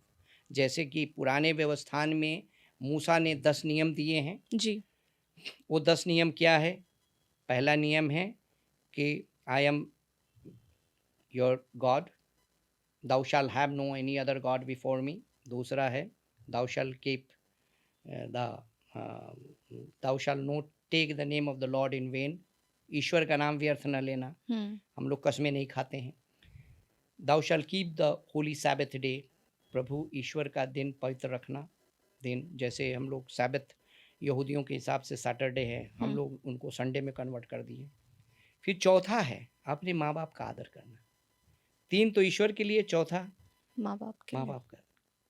फिर है उसके बाद चोरी न करना, झूठी गवाही न देना, पराई स्त्री का लालच न करना, किसी की हत्या न करना, पराये धन की लालच न करना। तो ये कोई भी ऐसी चीज नहीं है जो गलत है। चाहे हम दूसरे किसी भी धर्म के जाति के लोगों को ये बात बताऊं तो मेरे हिसाब से ये गलत नहीं है, हमें बताना चाहिए। और यही हमारा संदेश है कि किसी भी लोभ लालच में आकर किसी भी धर्म को अपनाना गलत है और हमेशा गलत रहेगा। होपफुली आप इस बात को समझें, अंधविश्वास से दूर रहें, और ये जितने भी हालेलुया या फिर आपको ऐसे जो भी लोग मिलते हैं जो आपको बहकाने की कोशिश करते हैं, फुसलाने की कोशिश करते हैं और अंधविश्वास की जड़ों को और मजबूत करते हैं आपके जहन में, इनसे दूरी बना लें और फोकस करें अपने कर्मों के ऊपर, क्योंकि कर्म ही आपको शायद आसानी से बहुत अच्छी जगह तक लेके जाए और आपको आगे तक पहुंचाए। तो आज हमने क्रिश्चियनिटी के कुछ उन पहलुओं को जाना जो आपको शायद वास्तविकली नहीं पता हो, और हमने ये भी जाना कि कैसे चर्चेज आपस में डिवाइड हो गए, डिवीजन हो गया, और उस चक्कर में करप्शन, तमाम चीज़ें पूरे देश में और देश से बाहर भी फैल गई, और इसीलिए क्रिश्चियनिटी के ऊपर एक बहुत बड़ा दाग और धब्बा लग गया। हम आशा करते हैं कि जल्द से जल्द ये चीज़ बाहर निकले, आप इस चीज़ से बाहर निकले, और ये केस आपका जो है वो जल्द से जल्द रिजॉल्व हो जाए। फिर दोबारा एक पॉडकास्ट हम आपके साथ करेंगे और भी हम आपसे बहुत सारी चीज़ें नई जानने की कोशिश करेंगे। Thank you so much sir, आज हमारे साथ जुड़ने के लिए। Thanks a lot. मैं आशा करती हूँ हम दोबारा फिर बैठेंगे। आई thank you also for giving me a good question so that your people may understand. I hope so, sir. And you had been a very cool and you had a good questions to ask. so that the people may understand the Christianity as whole. Thank you. या thank you so much sir, thanks a lot आप सबको भी। हम दोबारा एक नई podcast के साथ मिलेंगे, नई कहानी के साथ, नए सवालों के साथ। अगर आप कुछ नया पॉडकास्ट सुनना चाहते हैं तो हमें कमेंट करके ज़रूर बताइएगा। किस गेस्ट को आप दोबारा हमारी स्क्रीन पर देखना चाहते हैं ये भी बताइएगा। हमारे साथ जुड़े रहिए। नमस्कार।